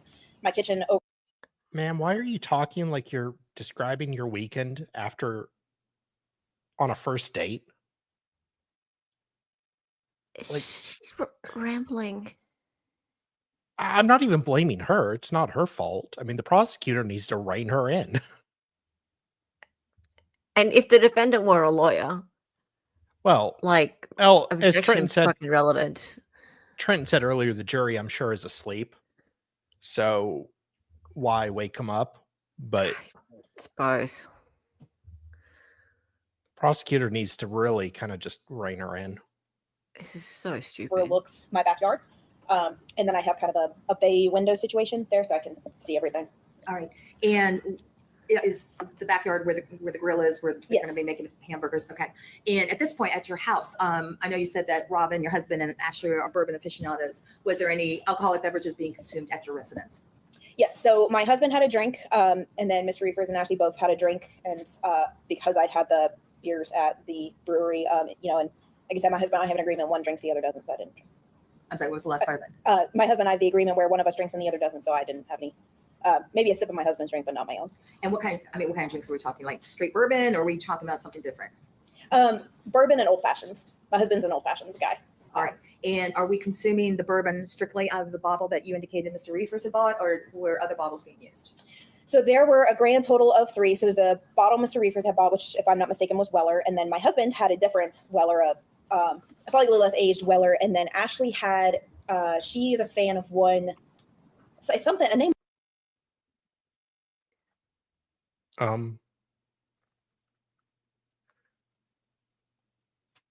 What's going on?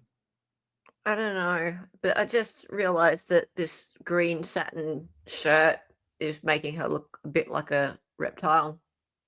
Yeah, it's not the most slimming of shirts. With a horse. No. 4 horses or something. Sorry, I'm not good with bourbon names. But she particularly likes that one, and my husband had it downstairs. So I mean, it looks like I could edit her in Filmora, like just remove the green screen and put something on it.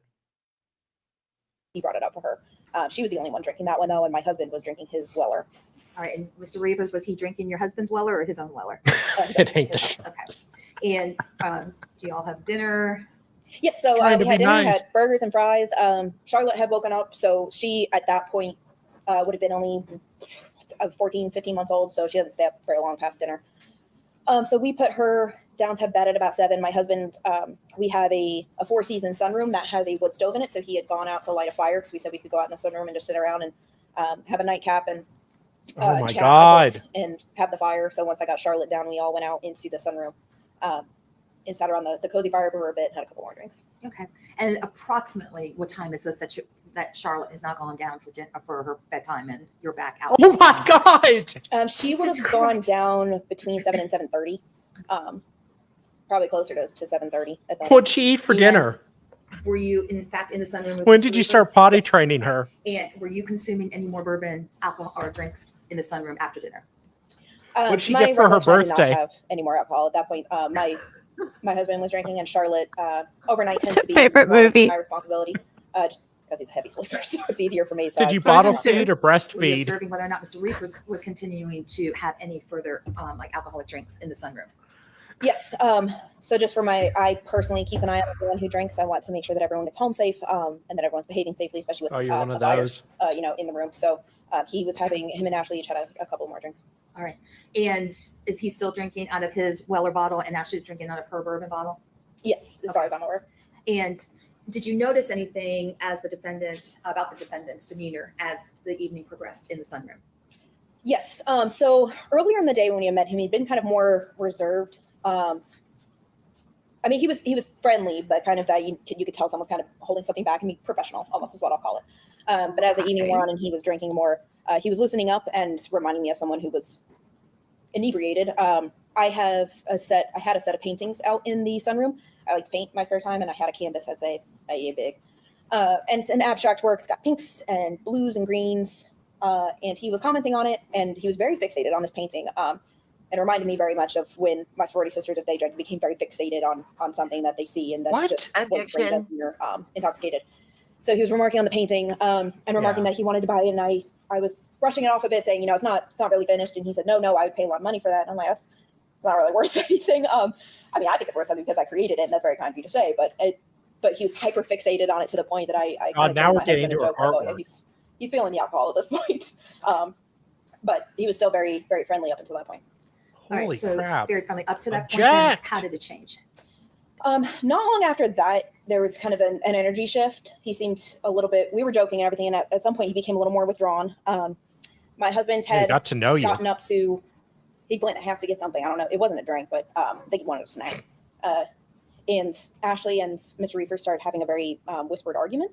So it was a bit awkward. And then Mr. Riefers got up and went inside and followed my husband and mentioned he was going to get another drink. And Ashley had said that he was starting to act a little bit weird. Taking a fight with her. Wait. How could she say what Ashley said? Because he's not say. objecting. It is, but he's not objecting. I mean, Bullshit.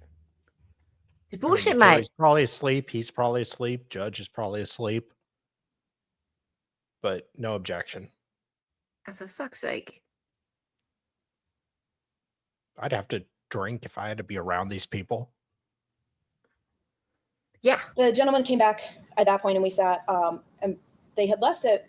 My husband had gone inside and said that he was going to go get something. He didn't tell me what, because Mr. Reefers was becoming more and more agitated. And A she shotgun? leaned over and whispered to me and said, please don't leave me alone. And I said, okay, duly noted. Message received, loud and clear. Ashley is not one. I mean, she's prior military, and she's very much fits that stereotype. So if she is unnerved, then that is something that I take incredibly seriously. So I did not leave her alone at that point. I stayed with her, and I told her that I needed her help in the kitchen or something. So she followed me, and Mr. Reefer stayed behind in the sunroom. And when we went in the house, she said that he was arguing with her something about that she was being a tease because she wouldn't sleep with him, and that he wanted her, and she was supposed to want him back. And if she didn't want him back like this, then she didn't really truly want to be in a relationship with him. And I remember asking her, I said, you've known each other for like 2 weeks. What is that? And she said, I have no idea. We haven't really broached this before. And I said, okay, well, I think he's had enough, to drink. And I said, I would want to offer him, I don't want him to drive because he's clearly intoxicated enough if this is the conversation that he's taking, the attitude he's taking, which is in direct opposition to the attitude he had earlier in the day. And then just seeing how much he had drunk. Oh my God. Speculate much, princess? Certainly under the influence enough, he should not have been driving. And I said, well, offer him, he can sleep it off on the couch. He can, I'll gladly call him a taxi or an Uber, whatever he needs. And at that point, my husband came down up the stairs from the basement. And I remember saying, what are you doing in the basement? And he told me to never mind. And I told him, kind of caught him up to speed. And I said, that's what I want to do. And he said, okay, that's fine with me. He said, I prefer that we call a taxi or an Uber or something if that's the way he's behaving. I don't want him to sleep in our house since, we just met him that day. That's fair enough. So we went back out to the sunroom, and Mr. Reefers was much more agitated, and he had a bag, and he was roughly packing up his bag and storming out, saying something to Ashley that I couldn't quite make out. And we had the garage open just for the airflow since we had the fire going. And he stormed out of the garage, and I said, we'll call you a taxi or an Uber or whatever it is that you need. And he was yelling at Ashley and saying that he didn't need this and just being very aggressive towards her. And she tried to follow him to take his keys. At that point, it was clear that he should not be driving. And he got into his car, and he got into the driver's side, and she opened the passenger door to try and talk to him to say, like, please, she said, please don't drive. You're not fit to drive. And he started to back out of the driveway and hit her with the car door because she still had it open, which at that point she closed it. I told her, back off. It's unsafe for you at this point. He backed up, and our driveway is shaped kind of like a Y. So if this is our house, this is our neighbor's house, and then we pipe them and share a driveway. So it's easy to get in there. So when he backed up out of our driveway and into theirs and hit their car and then sped off down our driveway and out to the street. And at that point, Ashley, Rob, and I are looking together like, what just happened? And I said, I think we need to go inside and look up the non-emergency number for Warren County, which in retrospect, I probably should have called the emergency number for a drunk driver, but said we need to look up the number because if he's going to drive while intoxicated, that's not something I want on my conscience or anybody else's conscience. I don't want him to hurt somebody inadvertently. So at that point, we just locked up the house, put down the garage, and then he started calling Ashley repeatedly, like incessantly. I think she ignored it the first couple of times, and then she answered, and I didn't hear his side of the conversation. I only heard hers. She didn't have it on speaker. But she turned to me and she said, you don't need to come back here. Not if that's behaved the way you're going to behave, then I don't want anything to do with you. And she looked at me and she said, is he allowed back in the house? And I said, no. At this point, no. It's not something I'm comfortable with. People who are intoxicated are unpredictable. I don't know him well enough. You know, I know my husband, I know my sorority sister well enough that if they become intoxicated, I know what they're going to do. I don't know this man. And he was acting very aggressive and storming out, and he hit you with a car. So no, I'm not comfortable with him coming back to my house. And she told him that. She said, you were not welcome back here. And at that point, we were all in the way my kitchen is organized, we have two chairs in our kitchen, kind of like a sitting breakfast nook area. So we were sitting there, and she had hung up with Mr. Riefers, and we were all just bewildered, staring at each other. Let me ask you, I'm going to back you up just a little bit. Okay. When he was still inside your house, I know you said there was a real change in his demeanor. He was getting very agitated and angry.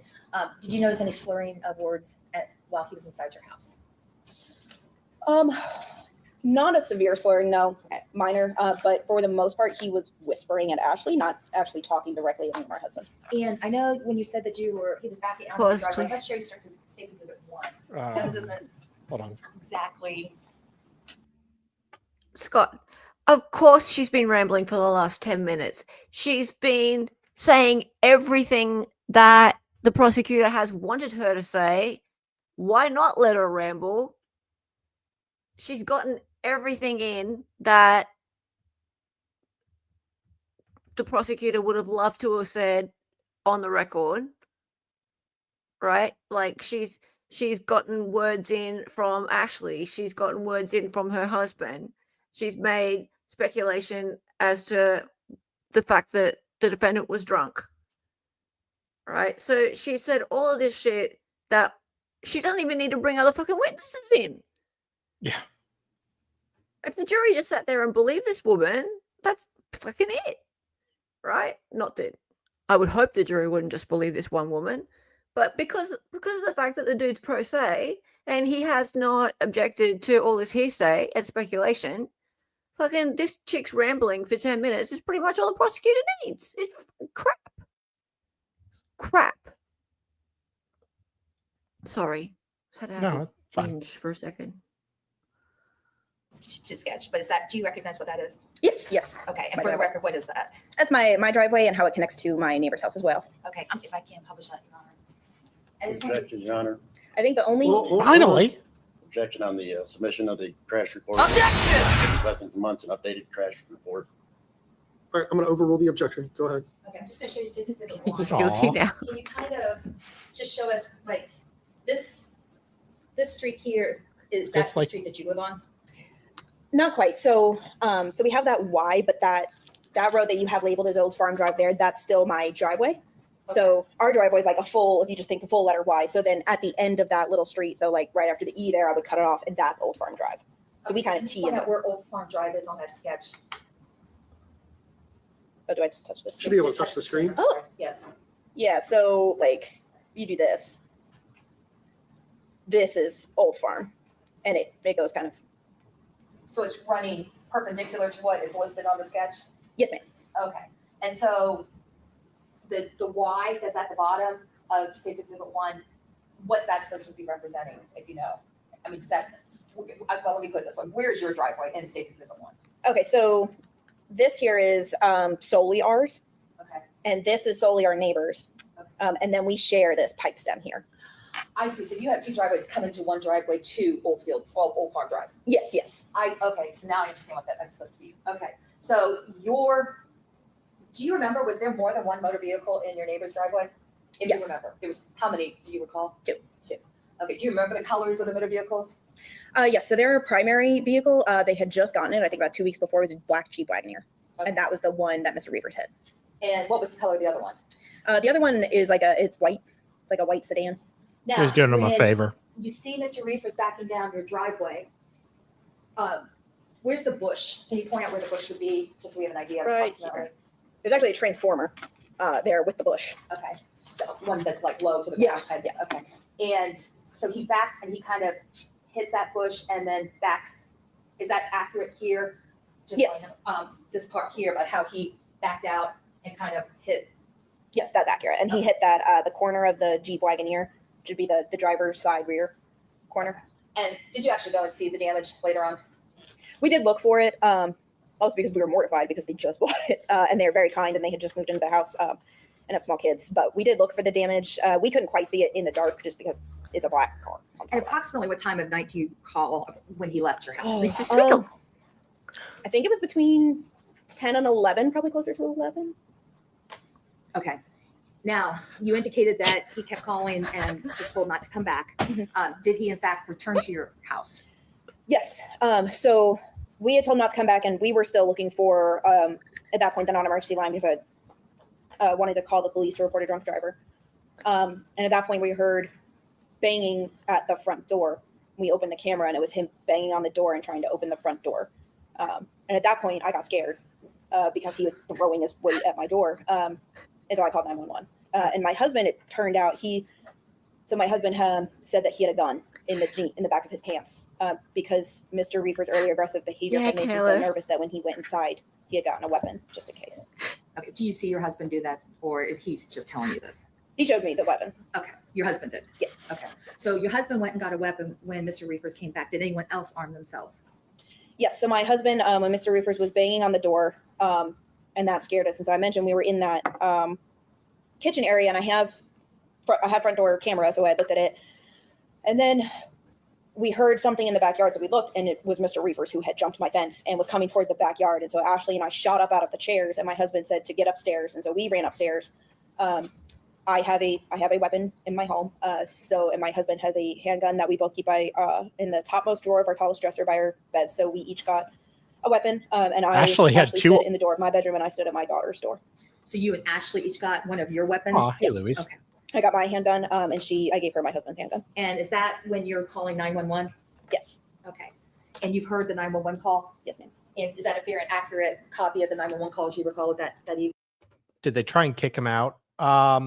He kind of left and then wanted to come back, and they told him, no, don't come back, because he was too drunk. So yeah, he did not have permission to come back. He is not welcome here.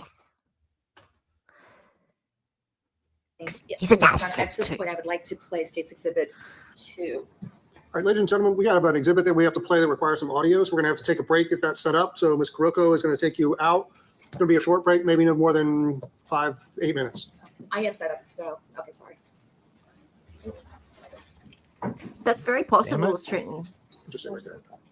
Maybe he was coming back to report it. Maybe he was being a good citizen. Ah, I Mm. like that. Yeah. Look All at right, him. He's let's take a break, be lovely. back in 5 minutes. Then you can step down. Do I just stay in the room? You can come down. Do I just stay in the room? Oh, no, just don't talk about your testimony with anybody.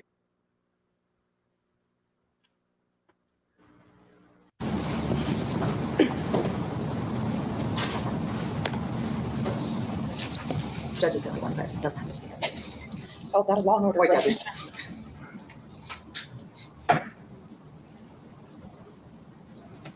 We're going to hear 911 call. That'll be good. Oh, dear.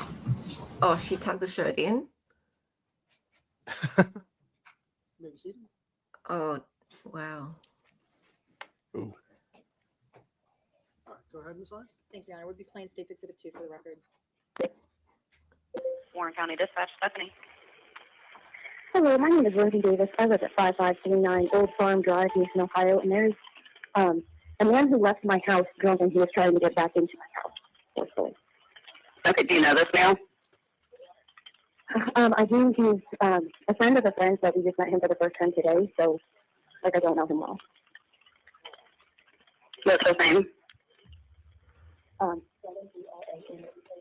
Brandon. Riefers, Riefers. And he has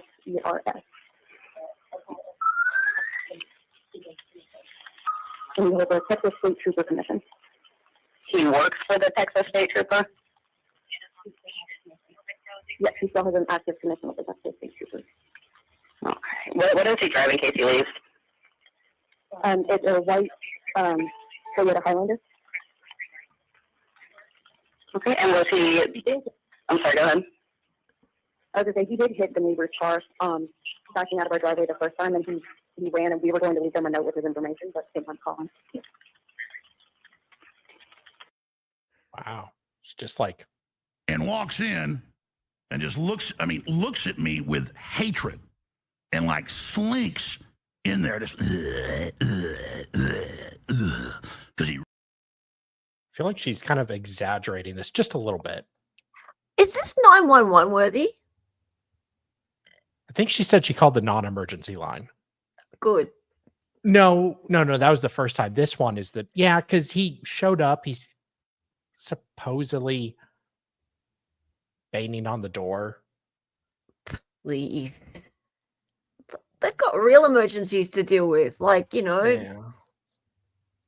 people who need to shoot other people, like really need to shoot them. Ukrainians on city buses. Yeah, that stuff. Okay. And was he like aggressive or like inappropriate in any way earlier that you guys don't want him there, or do you still know him well? He's verbally aggressive, and I just don't know him well enough to leave in my backyard now. Okay. And what is he wearing in case he runs? He's wearing a polo shirt and jeans. Is he white, black, Asian, Hispanic? White beard with black and gray hair. Okay. And I know you said he's intoxicated. Any drugs or weapons? I don't think drugs are unknown on weapons. Okay.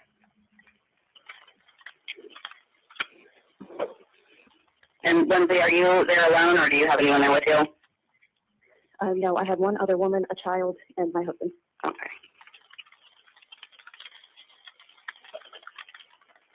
And the safe alarm is going off. I don't know if that connects to y'all or not. It hasn't yet, unless your alarm company calls it in. But what alarm was that? Simply Safe. Okay, like a residential alarm, like one of your doors. Yeah, one of the doors.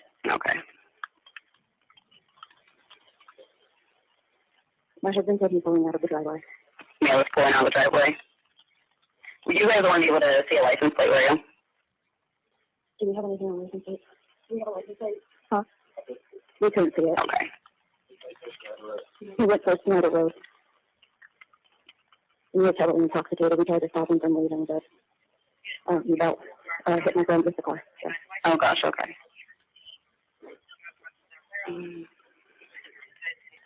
Okay. And Lindsay, what's the phone number you're calling from? Phone number is 540-272-9443.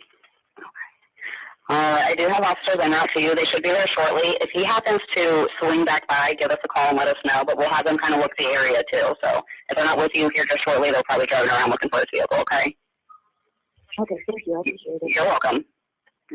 Bye. Bye-bye.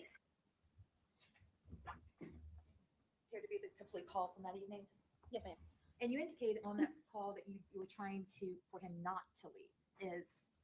What did you mean by that? Because of his What happened to the sound? we were trying to keep him from driving away. Like when he initially had left our house, we had tried to say, like, we'll call you an Uber, we'll call you a taxi. It was that we didn't want him Just like driving really around. dipped. So when he returned that, after he had left the first time, are you saying that you didn't want him to leave your house? No, I did at that point. Okay.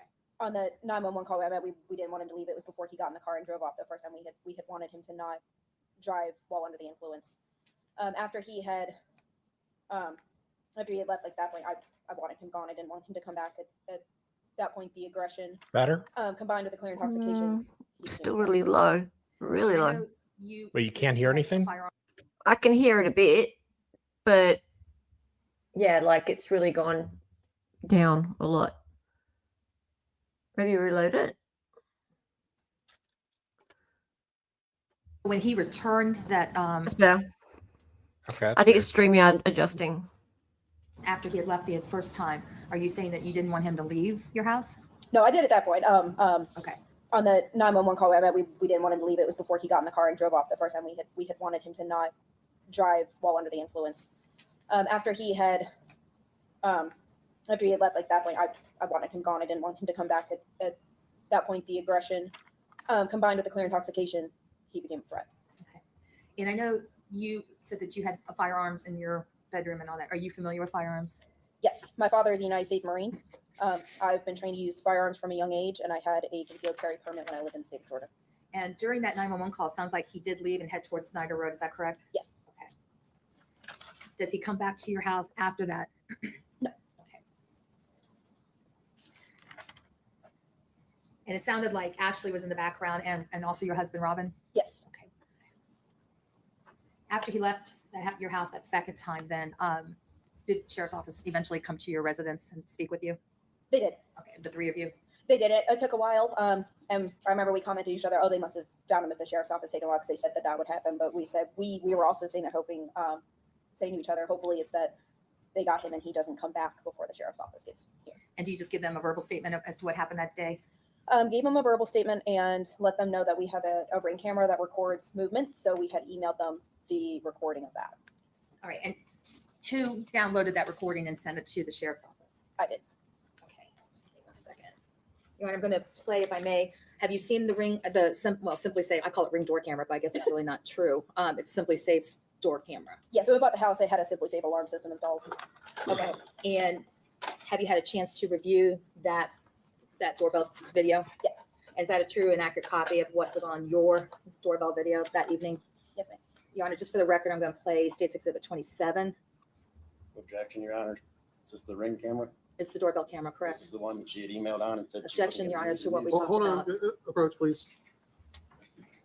Ooh. Ladies and gentlemen, we have a sidebar. If you want to get up, stretch out, move around, feel free to do that.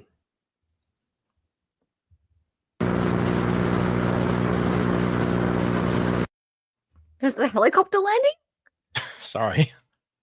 I used auto adjuster for the audio when I exported it, and sometimes it gets a little weird. All right, the objection's overruled. Go ahead, Ms. Hyde. Thank you. What's the exhibit number? 27, Your Honor.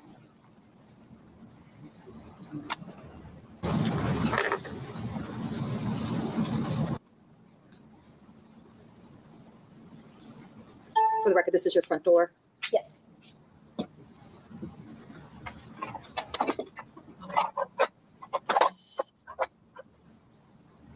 I'll hide us real quick.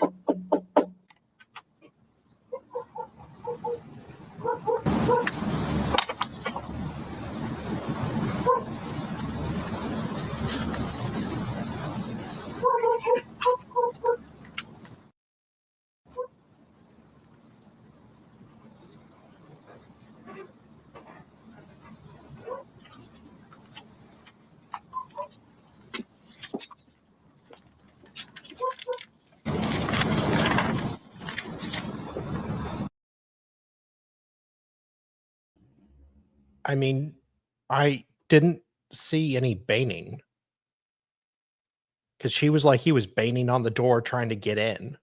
Yeah. That sounded pretty reasonable. Mm.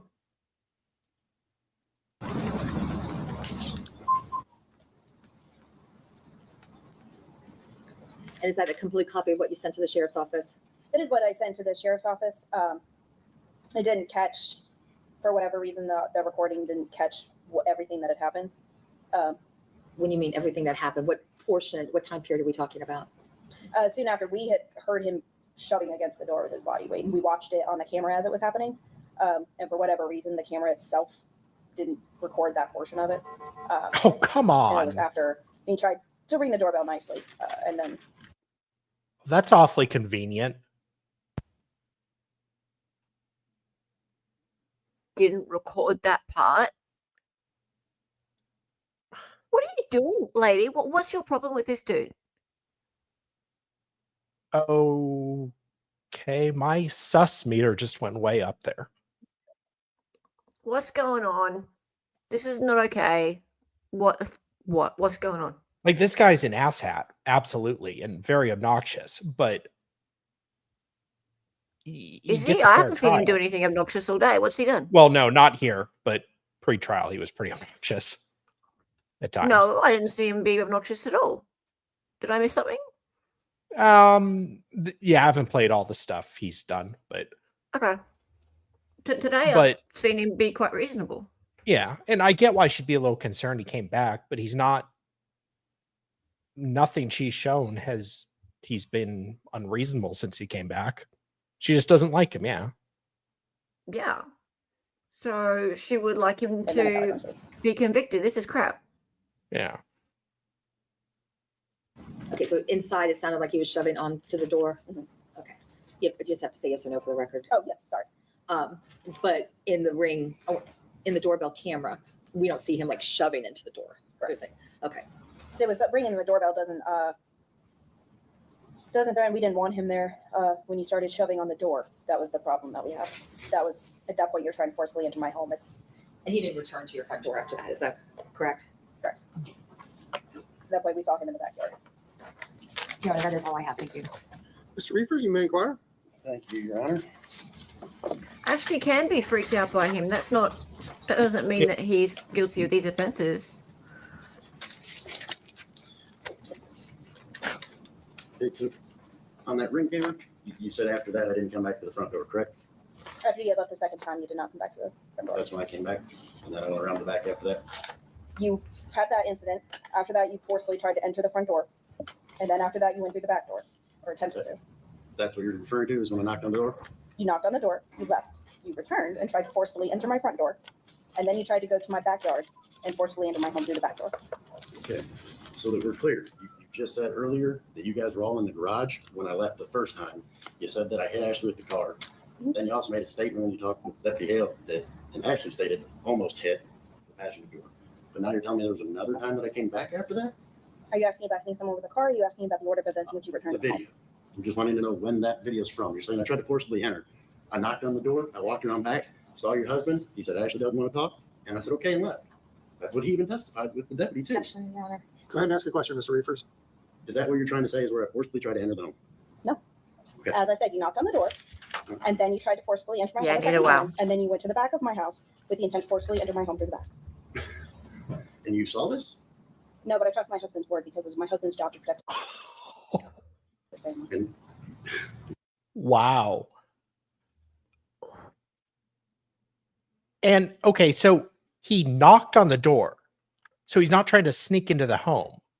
He was just there. Yeah, it's pretty ballsy to just go into someone's home. But like if he thought they were all hanging out, maybe Yeah. his perception was a little different. So hang on a minute. He knocked on the door and just walked in. Is that right? No, he No. then just walked around back to try to see, I guess, to get to the back door. Okay, because they'd all been hanging out. Yeah, earlier. And then he left and then he came back, probably maybe to apologize. I don't know. That makes They'd sense. all been drinking. Yep. Yeah, everyone was drinking. Okay, yeah. I can see that. That makes sense. So they'd all been hanging out. He gets in the car. He knocks into something. He comes back to apologize. He Yeah. knocks on the door, doesn't get in there, so he goes around the back. Yeah. What's the problem? do you know what your husband's told the deputies when he was standing there? Yes, I was standing right next to him. Do you remember exactly what he said? Yes. He said he met you at the front door where you were running up to the Objection, door. Your Honor. I'll sustain the objection. The jury is going to disregard what the witness's husband may have said. Go ahead, Ms. Riefers. Thank you, Your Honor. What I'd like to know is starting the evening off. How many drinks did you have at lunch? 2. 2. And then how many drinks did you have in the evening after that? At most 1. Okay. And then how many drinks did Ashley have? 2. And how many drinks did I have? At least 3. At that evening alone, not including lunch. I'm sorry. That evening alone, not including lunch. Okay, so we had 3 drinks in the evening. Can we move things around? Yeah. All right. Mr. Riefers, I'm going to interrupt you for just a second. Can you move your water from that side of the podium to that side? This side? I just don't want you to knock it off onto our equipment. Yes, Your Honor. All right, go ahead. Okay, so when you were interviewed by Deputy Hale and then also Deputy Carter, those were the 2 deputies that came up and asked you guys questions after the incident? I would assume so, yes. Okay. What? That's annoying. And on Deputy, We don't need to be on so Deputy huge. Hale's I got video, it. It's between 11 minutes and 13 minutes and 38 seconds in. You had stated to him, let's see, day, 2 weeks. We did burgers on the grill, drinking. What? You stated, I did not drink. She drank marginally. My husband drank a little. He drank a lot. Do you recall stating that? Yes. Okay. So then which is it? You told the deputies that night you didn't drink, but then you're telling us now in open court you did drink. I told you at most I drank at most 1, allowing for any potential lapses of memory, considering that has been almost a year. If on that night I said I did not drink, then I did not drink. Which would make sense, seeing as my husband was drinking and my daughter was in the house, and my daughter was barely a year old, which meant she was my responsibility. I'm just trying to figure everything out because the stories are just not Objection, Your Honor. Just get to your question, Mr. Riefers. Thank you, Your Honor. I think he's better than the Treehouse murder guy, Franklin Ty Tucker, at cross-examining. He's much more confident. What? Okay, a question for you. Every time there's a pro se defendant, like, and I'm not just having a go at you, everyone always compares the pro se defendant with every other pro se defendant. Yeah. Right? Why? Well, I mean, for me, I like to see how they do. If he does a good job, I'm kind of rooting for the underdog here. Yeah, I know, but like he's not. He's like that was a murder trial, and like Yeah. Treehouse guy had years to prepare for it, and True. it's just a completely different situation. This I guy, guess, yeah, we can't compare him to actual lawyers. no, we can't compare them to actual lawyers. No. Is this guy got any law experience at all? He's been a police officer for many years, Right. like 10, I think. Different type there. Yep. So he has experience with the law and how to be a police officer, probably how to testify and how a courtroom works. So I don't know. What? That's a good question, though. Has he ever been in a courtroom testifying? Is a good question because, like, if he is I'm sure. just well, you don't know. Like, just because he's a cop Well, doesn't mean he's ever had to testify. typically Uh, cops will have, I mean, probably not, depends what he did. I mean, most cops at least have some, have to testify at some capacity. Yeah, don't know if he would understand the laws of evidence. He seems to not really understand. Laws Oh of yeah, evidence. no, Scott did find something that, Oh, really? yeah, something That's appellate interesting. or something. Okay, that's Yeah. interesting. But yeah, the way he let this woman go on direct was Yeah. ridiculous. Well, But anyway, let's go.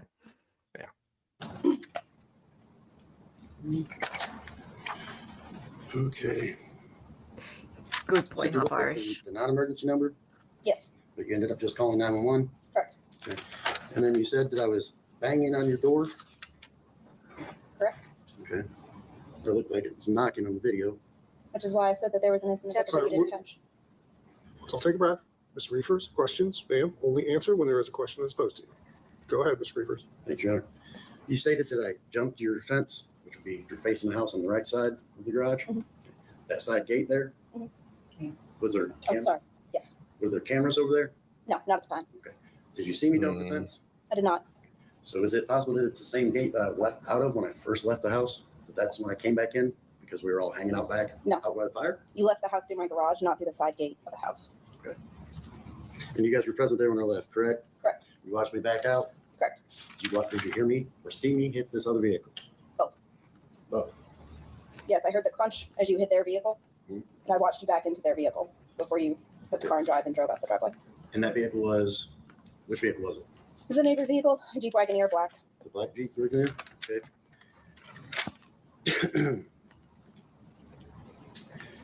Okay. On Deputy Hale's video, when you're interviewing him, you and Robin both state, and we'll say with you, you state, we think it's the white car. You remember making that statement? I do. We initially believed it was a white car. We went over and looked. We couldn't see any damage on the white car. And since it was white and it was dark, it would have been easier to see even with a flashlight. So we just determined and deduced at that point that the damage wasn't to the white car. It was rather to the black car. They were parked side by side.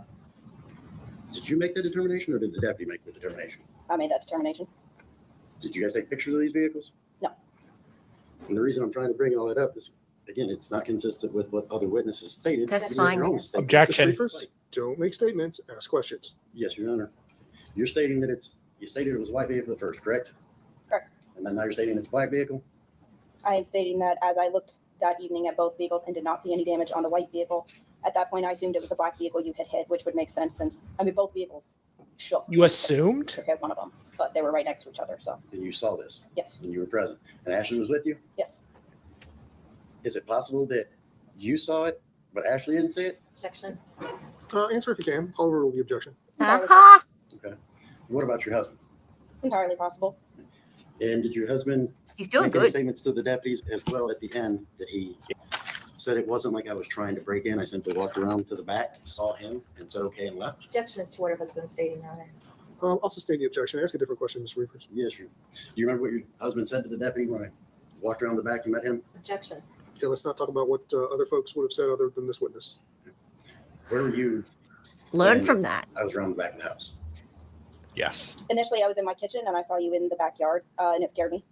I remember jumping up and screaming a little bit, and my husband said to get upstairs, so I did. And was this when you were on the 911 call? I called them shortly after. I didn't scream on the 911 call as you heard, but I called them on the way upstairs.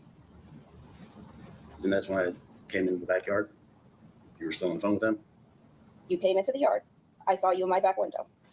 I became scared. My husband said to get upstairs, and as I was walking to my stairs, I still saw you in the backyard, and I was calling 911. And where were you at when you saw me through that window? Were you in the kitchen? I was in the kitchen heading to the stairs. Were you with Ashley at that time? Yes. Okay. All right.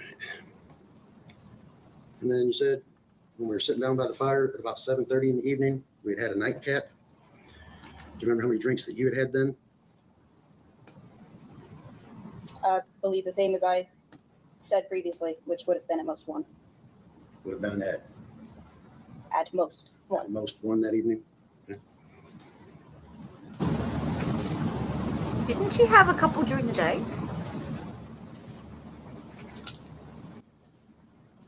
Okay. And you said earlier, you stated Ashley told you when I got up and left or whatever, please don't leave me alone. When my husband had left, she leaned over. You were still present. She said, please do not leave me alone with him. Where were you guys at when she said that? I was sitting right next to her in the sunroom. Yeah, And my Louise. husband was in the house. And then Yeah. you did make a statement about, you said it was about sex, but we were very clear earlier. And Ashley knew that it was not about sex to begin with. So what I'm trying to understand is what did Ashley apparently tell you to make you think that? Because you didn't say anything to the deputies that night about any of this stuff. Objection, Your Honor. Overrule. Answer if you can. At the time, what exactly you were arguing about did not seem germane to communicate to the deputies because my concern was the fact that you were driving drunk and you had tried to forcefully enter my home. I talked with Ashley and she gave me more information later about your argument and she made it feel as though, or she told me that she felt as though you were trying to pressure her into having sex. And it was not something that she wanted. And you kept saying that I'm drunk, but I'm trying to understand. It had one or two drinks that you observed that afternoon with lunch. Correct. Okay. And then that evening, you observed 3 drinks. I did of at least about 2 ounces each. And then are you certified in any alcohol stuff to know consumption rates, dissipation rates, any of that, to be able to say intoxication based on 5 drinks? No, just behavior and the fact that I'm a I've chemical got- engineer and specialized in chemistry. Yes. All right. And we're absolutely sure that it was the black Jeep that was damaged and not the white vehicle? Objection, Your Honor. I think we asked an answer. Yeah, let's cover some new ground, Mr. Riefers. All right. And then you said when you went upstairs that you gave Ashley a firearm, or did Ashley have her own firearm? I gave her a firearm. Does she have yours? She had my husband's Give firearm. her a firearm? Did she also have her own? Not to my knowledge. Do you know, does she ever go anywhere without a firearm? I do not know Ashley's daily movements, no. That she's your best friend and No. sister? You don't know that? I don't keep daily tabs on each one of my sorority sisters. I have a life to live. Me and my sorority sisters always have our firearms Let me with clarify, us. and as you said that I hit her when I was backing up in my car, and then you said later I about hit her. So can you just describe that for me? From where I stood, you hit her with the door of your car as you were backing out. Can you walk me through how that happened? Where were you at? You put the car in reverse and you hit her with the door. Where were you? I was standing in my garage watching you. With Ashley that you just said was in the garage with you. That's where I'm getting confused. I mean, I can try and lay it in the simplest terms possible. You entered your car. Ashley went out to ask you to stop and to try and take your keys because you were intoxicated and you were not in any state to drive. Well, that's not. Let me answer your question. Okay, You're not- I'm the one that sets the ground rules here. Mr. Riefers, don't interrupt. Go ahead and finish. She had tried to ask you to return your keys. We were all concerned about your ability to drive. She had opened your passenger door. She had the passenger door in the stand and was talking to you. You put the car in reverse. The passenger door hit her. She at that point stepped back and closed the passenger door and let you drive away, and at which point she joined you in the garage. Okay, so actually hit her with the passenger door down, not the driver's door when I was backing up? Passenger door, yes. Okay, but when we had that diagram pulled up, where my vehicle was parked on the right, if you just back straight up, it would kind of go into the other neighbor's driveway, correct? Because there's those bushes right there on the right side. So in order to get to the neighbor's driveway, you have to turn a little bit as you're backing up, but you'd have to anyway to exit the driveway because of the Y shape. But on the right side of the driveway where I parked, there's bushes on that side, correct? There are another car width away, yes. There's a black. So where you were parked in my driveway, so you're parked right here, right? There's the other half of the driveway here, and then there's the transformer with the bushes. Okay, I'm talking on the right side of your driveway where those bushes are, because that's where I backed up and brushed the shrubs because the damage was on the back right corner of my vehicle. So how could Ashley have been in the passenger side with the door open when there's bushes there? That's what I'm getting at. This whole thing is not Because consistent.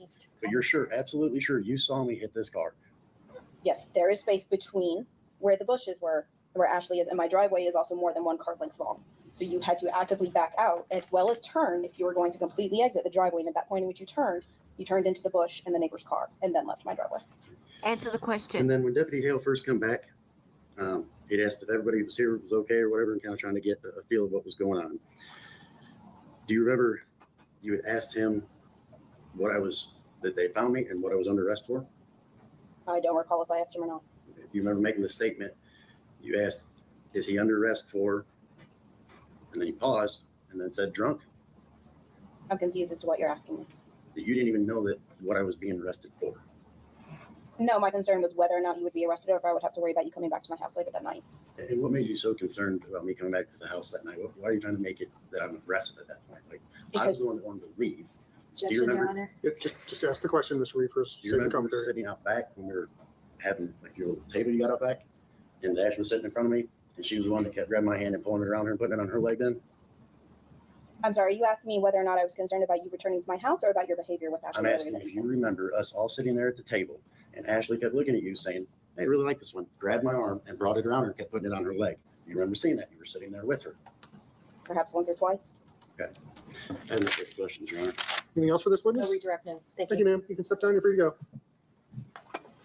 Next witness? We need the Okay. videotape demo. I Probably really let's go like ahead and break this for one. lunch. Ladies and and gentlemen, we're going to putting go ahead and break for his lunch Hand now. on his Remember what I told you leg? earlier today. What? You do not know enough about this case to begin thinking about how it should be decided or to begin talking about the case amongst yourselves. So don't do any of those things. Also, don't do any additional research about this case. Don't No. drive by the incidents where these were supposed to go. And let's plan on being back here at 1:20, ready to go. that was a pretty good cross. Yeah. Yeah. Like it's not a On traditional the record, cross. Outside the presence of the jury, Mr. Riefers, at sidebar, you made an objection to exhibit number 27, which was the front porch footage. Yes, Your Honor. Do you want to make a record of why you were objecting to that at this point? Your Honor, I just objected because she emailed. It was after she had already said she was ready for trial. She clearly said that she wasn't going to even use the camera. She acknowledged that in our email chain that we had going on. And then here she's using it. All right, but you had this video prior to last week, Not right? until after she was already started trial ready. Then she provided that. Okay. For the record, Ms. Hyatt, anything? Yes, just when he's talking about when I said I was ready for trial, that was for the July trial. And I had told him that because I had just gotten a copy of this doorbell camera, it was so close to trial. I gave him a copy of it, but I told him I was not going to be able to use it because it was just too close to trial. I figured you were most likely going to tell me no way because we were within just a few days. So that was in July he received it. And that was when I told him I wasn't planning on using it, but he's had it since, right before trial in July. And that's almost 2 months ago. All right. I mean, it was provided in discovery. It was properly authenticated. I am going to overrule the objection. So Exhibit 1 Is I made a screenshot of Exhibit 1. okay. So this has the drawings, like the witness's drawing on it, Oh, okay. That's great. which I think is probably more accurately reflects the exhibit. Yes, that's fine with me. Any objections from the state? No. Mr. Riefers, any objections?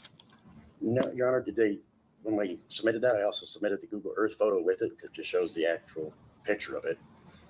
Okay, I mean, you can present the Google It Earth was in not your side. properly I'm just wanting to know, authenticated as not is complete. this, Yeah.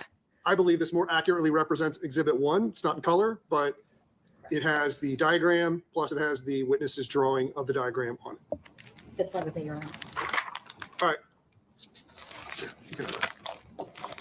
All right, anything else? No, Your Honor, thank you. All right, see everybody back here at quarter after. Thank you. I mean, Okay. not the body cam, the ring camera is exculpatory anyway. Like To me, it seems like it. it was pretty bloody exculpatory, but it's incomplete. You're absolutely right, it's written. Yeah. But it was very interesting the way he managed to get out of her that, oh well, I just stopped recording for a little while. Woo. Very convenient. Isn't that interesting?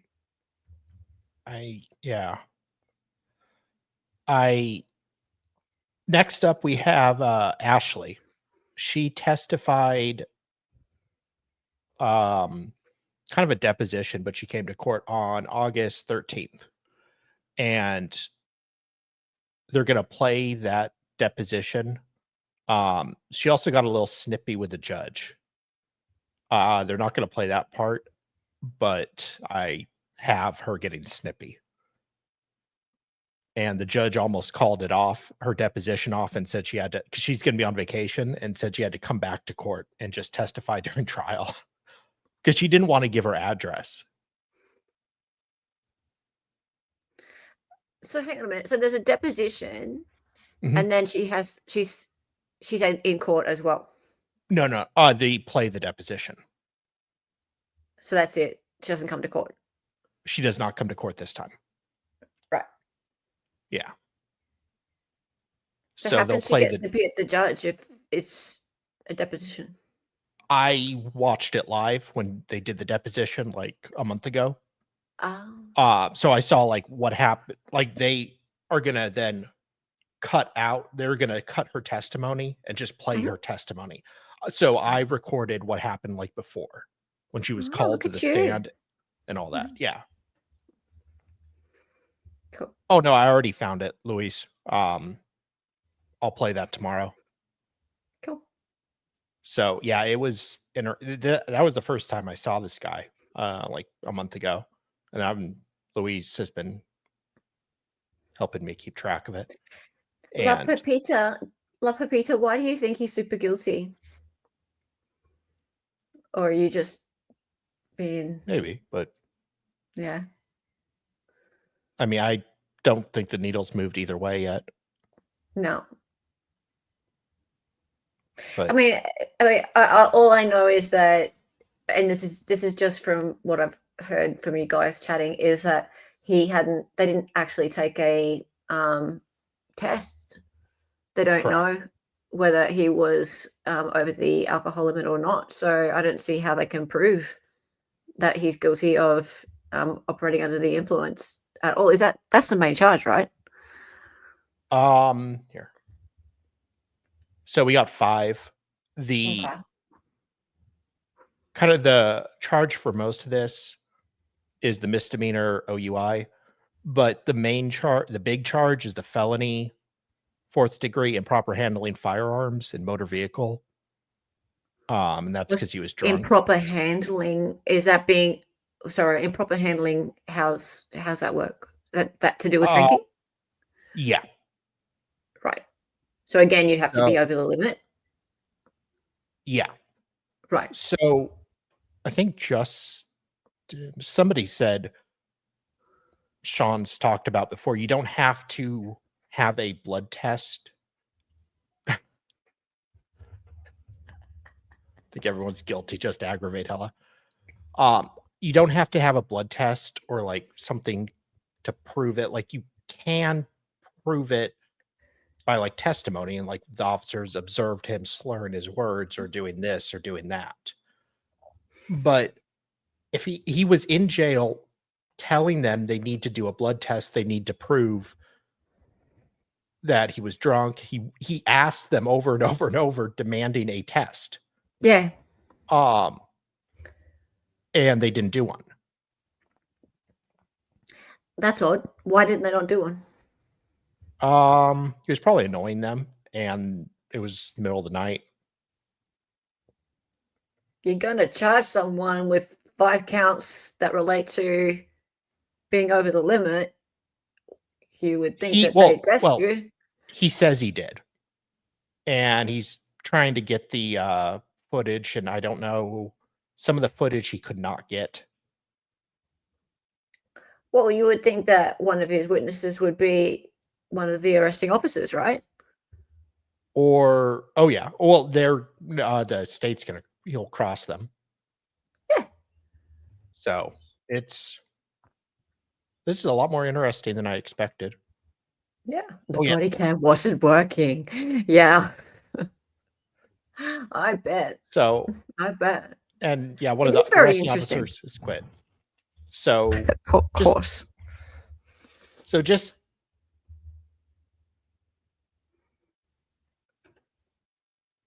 you'll see the dash cam though. Okay, good. Yeah, I didn't watch the day. But yeah, he's a former cop, so yeah, he knows how body cams work. He can call himself. He gets to testify in a narrative form. The prosecutor is very flustered and gets more She's probably flustered. menopausal. Certainly doesn't own a hairbrush.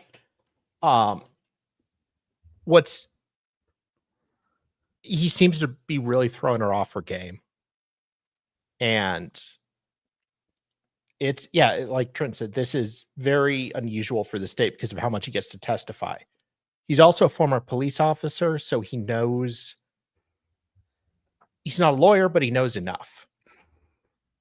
They should have given him probation and go away. They talked about a plea deal earlier that he didn't take. Fair. They haven't got much on him. Like when it comes down to it, they didn't fucking test him. They don't have enough evidence to show that he was actually over the limit. So there's nowhere near the. He resists arrest and they tase him. They tased him. Yeah. Twice. But the officer sounded. The officer. It's kind of like one of those things where I don't know if the officer kind of escalated things with him. Like he wanted to handcuff him. So he just goes and grabs him and says, you're under arrest. And then he kind of jerked back. Hang on, Scott. Why is it any booze he's guilty? But is there a zero tolerance on alcohol with this man for some reason? I don't know. Okay. No, it's a zero limit on the guns. Why? That's just the law. In Ohio, it's a zero limit on the guns. Huh? So you can't have guns with you and be drinking at all in Ohio? Really? Yeah. Wow. Okay.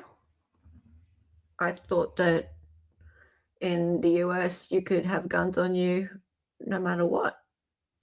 I mean, I guess you could challenge the constitutionality of that, but You can't be in the possession of a gun if you drink alcohol. Wow. Okay. Thank you for that. I did not know that. So he had a gun with him, in his car? In his car and on his person. The And officer he thought had it was a been knife. drinking. Well, we don't know Right. if he'd been drinking for sure. Well, I guess no, we do know he was For sure. drinking earlier, but we don't know the level he was at. So therefore, if you bring a gun with you, like for self-defense, which is supposedly why Yeah. most Americans have guns with them, you can't have a drink. In Ohio. Correct. In Ohio, yeah. Probably most places. Okay. Don't drink, yeah. That's news. Wow. Okay. That's the reason Nick R got gun charges, but it was coke. Oh, yeah. Well, okay. So there you go. That's the big differences between all the different states, right? Like, because if like you got Florida and Texas, where you can just walk around with a gun, and do they stop you drinking in those states? Surely not. I'm not sure on Texas. Most states probably do. All my drunk shooting happens in Washington. Yet they can conceal carry, Paul Hutchings. You can conceal carry, but you can't drink. It depends on the state and if you need or have a license. Wow. Every state is different on if you can conceal carry or open carry or whatever, what form that takes. Texas, you can have a gun, but you can't have it in bars or drinking. Yeah. Yeah, but does that mean you have to have a 0 alcohol level? Probably. All the time that you have a gun in your possession? That's really interesting. If it's at your house, I don't know. But like if he's driving or has one on his actual person, that I would say no. Texas has .08. See, that makes more sense. It being Yeah. .08. That's like driving. Yeah, Scott, they nailed Gorilla Grip for that. Hannah Gutierrez read. Yeah. Oh, because when they were going through her phone, Carrie Morrissey saw a photo of her in a bar. Like she took a selfie or something in a bar with a gun. And so she pled out to that, but she was going to have a second trial for the gun possession. Yes, he did get the 4th degree felony is the resisting charge, the worst one. Yeah. The OUI is only a misdemeanor. It sounds to me like they can't really get him on the OUI. It's not beyond a reasonable doubt for that one. But wow, Yeah. that's really, I can't believe it's a 0. You need to, and they could definitely, I would think a jury would say beyond a reasonable doubt that he wouldn't be a 0 alcohol level. Yeah. So I guess jury instructions will be important. For the gun charge, yeah. Yeah. So yeah, we'll be back tomorrow to keep going on this. And with Ashley's testimony tomorrow. She is very hostile. She is not a fan of his. Yeah. But he crossed. I remember not thinking much of his cross. That was, 3-4 weeks ago. So it'll be interesting to watch it again and see how he does.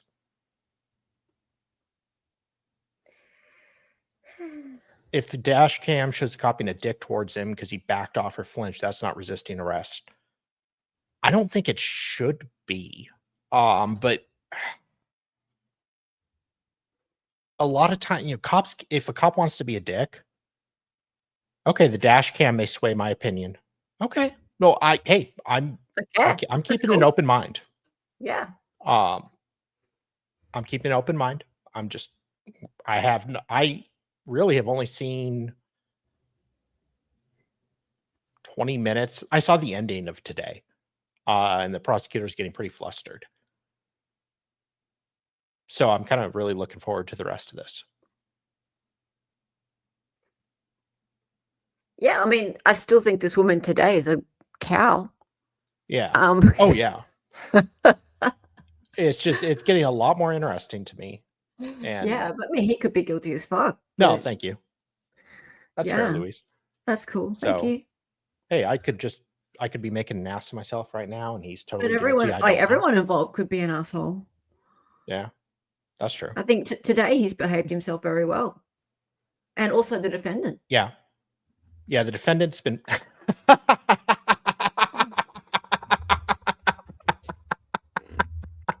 That was good. That was quick. Yeah.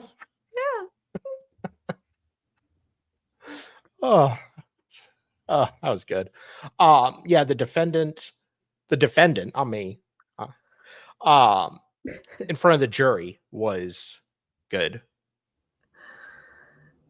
Remember what today brought and tomorrow you'll have. Yeah, she kind of set me up for that.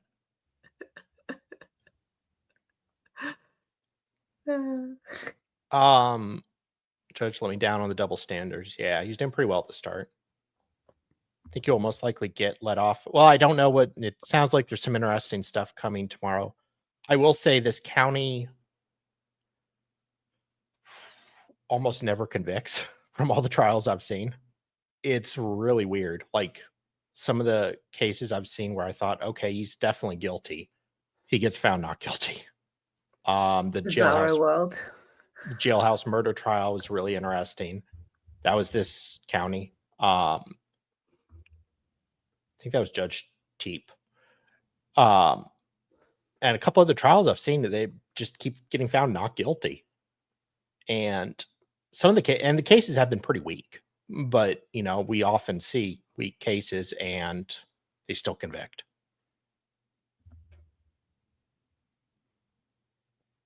Prosecutors really need to up their game and buy a hairbrush, but that's just low trust of the cops. Yeah. It's kind of interesting to see these small town cases. The big ones are the murder one in the jail by another criminal. I think and that guy pled out. But anyways, I'm going to end now. I'm going to be back tomorrow at 10 Eastern for courtroom roulette. It's a lot of fun. And do you have anything going on, Hella? Not unless I get my video of the sentencing, Aaron Patterson sentencing by tomorrow. I've got a nice, pretty version. Nice. And some interviews and stuff that go with it. But I don't know if I'll have it by tomorrow. I might run it on the weekend. So, yeah, that's all. Cool. All right, guys. Well, I'm going to end now. It's been a lot of fun hanging out with y'all. And I shall see you tomorrow. Bye. Bye.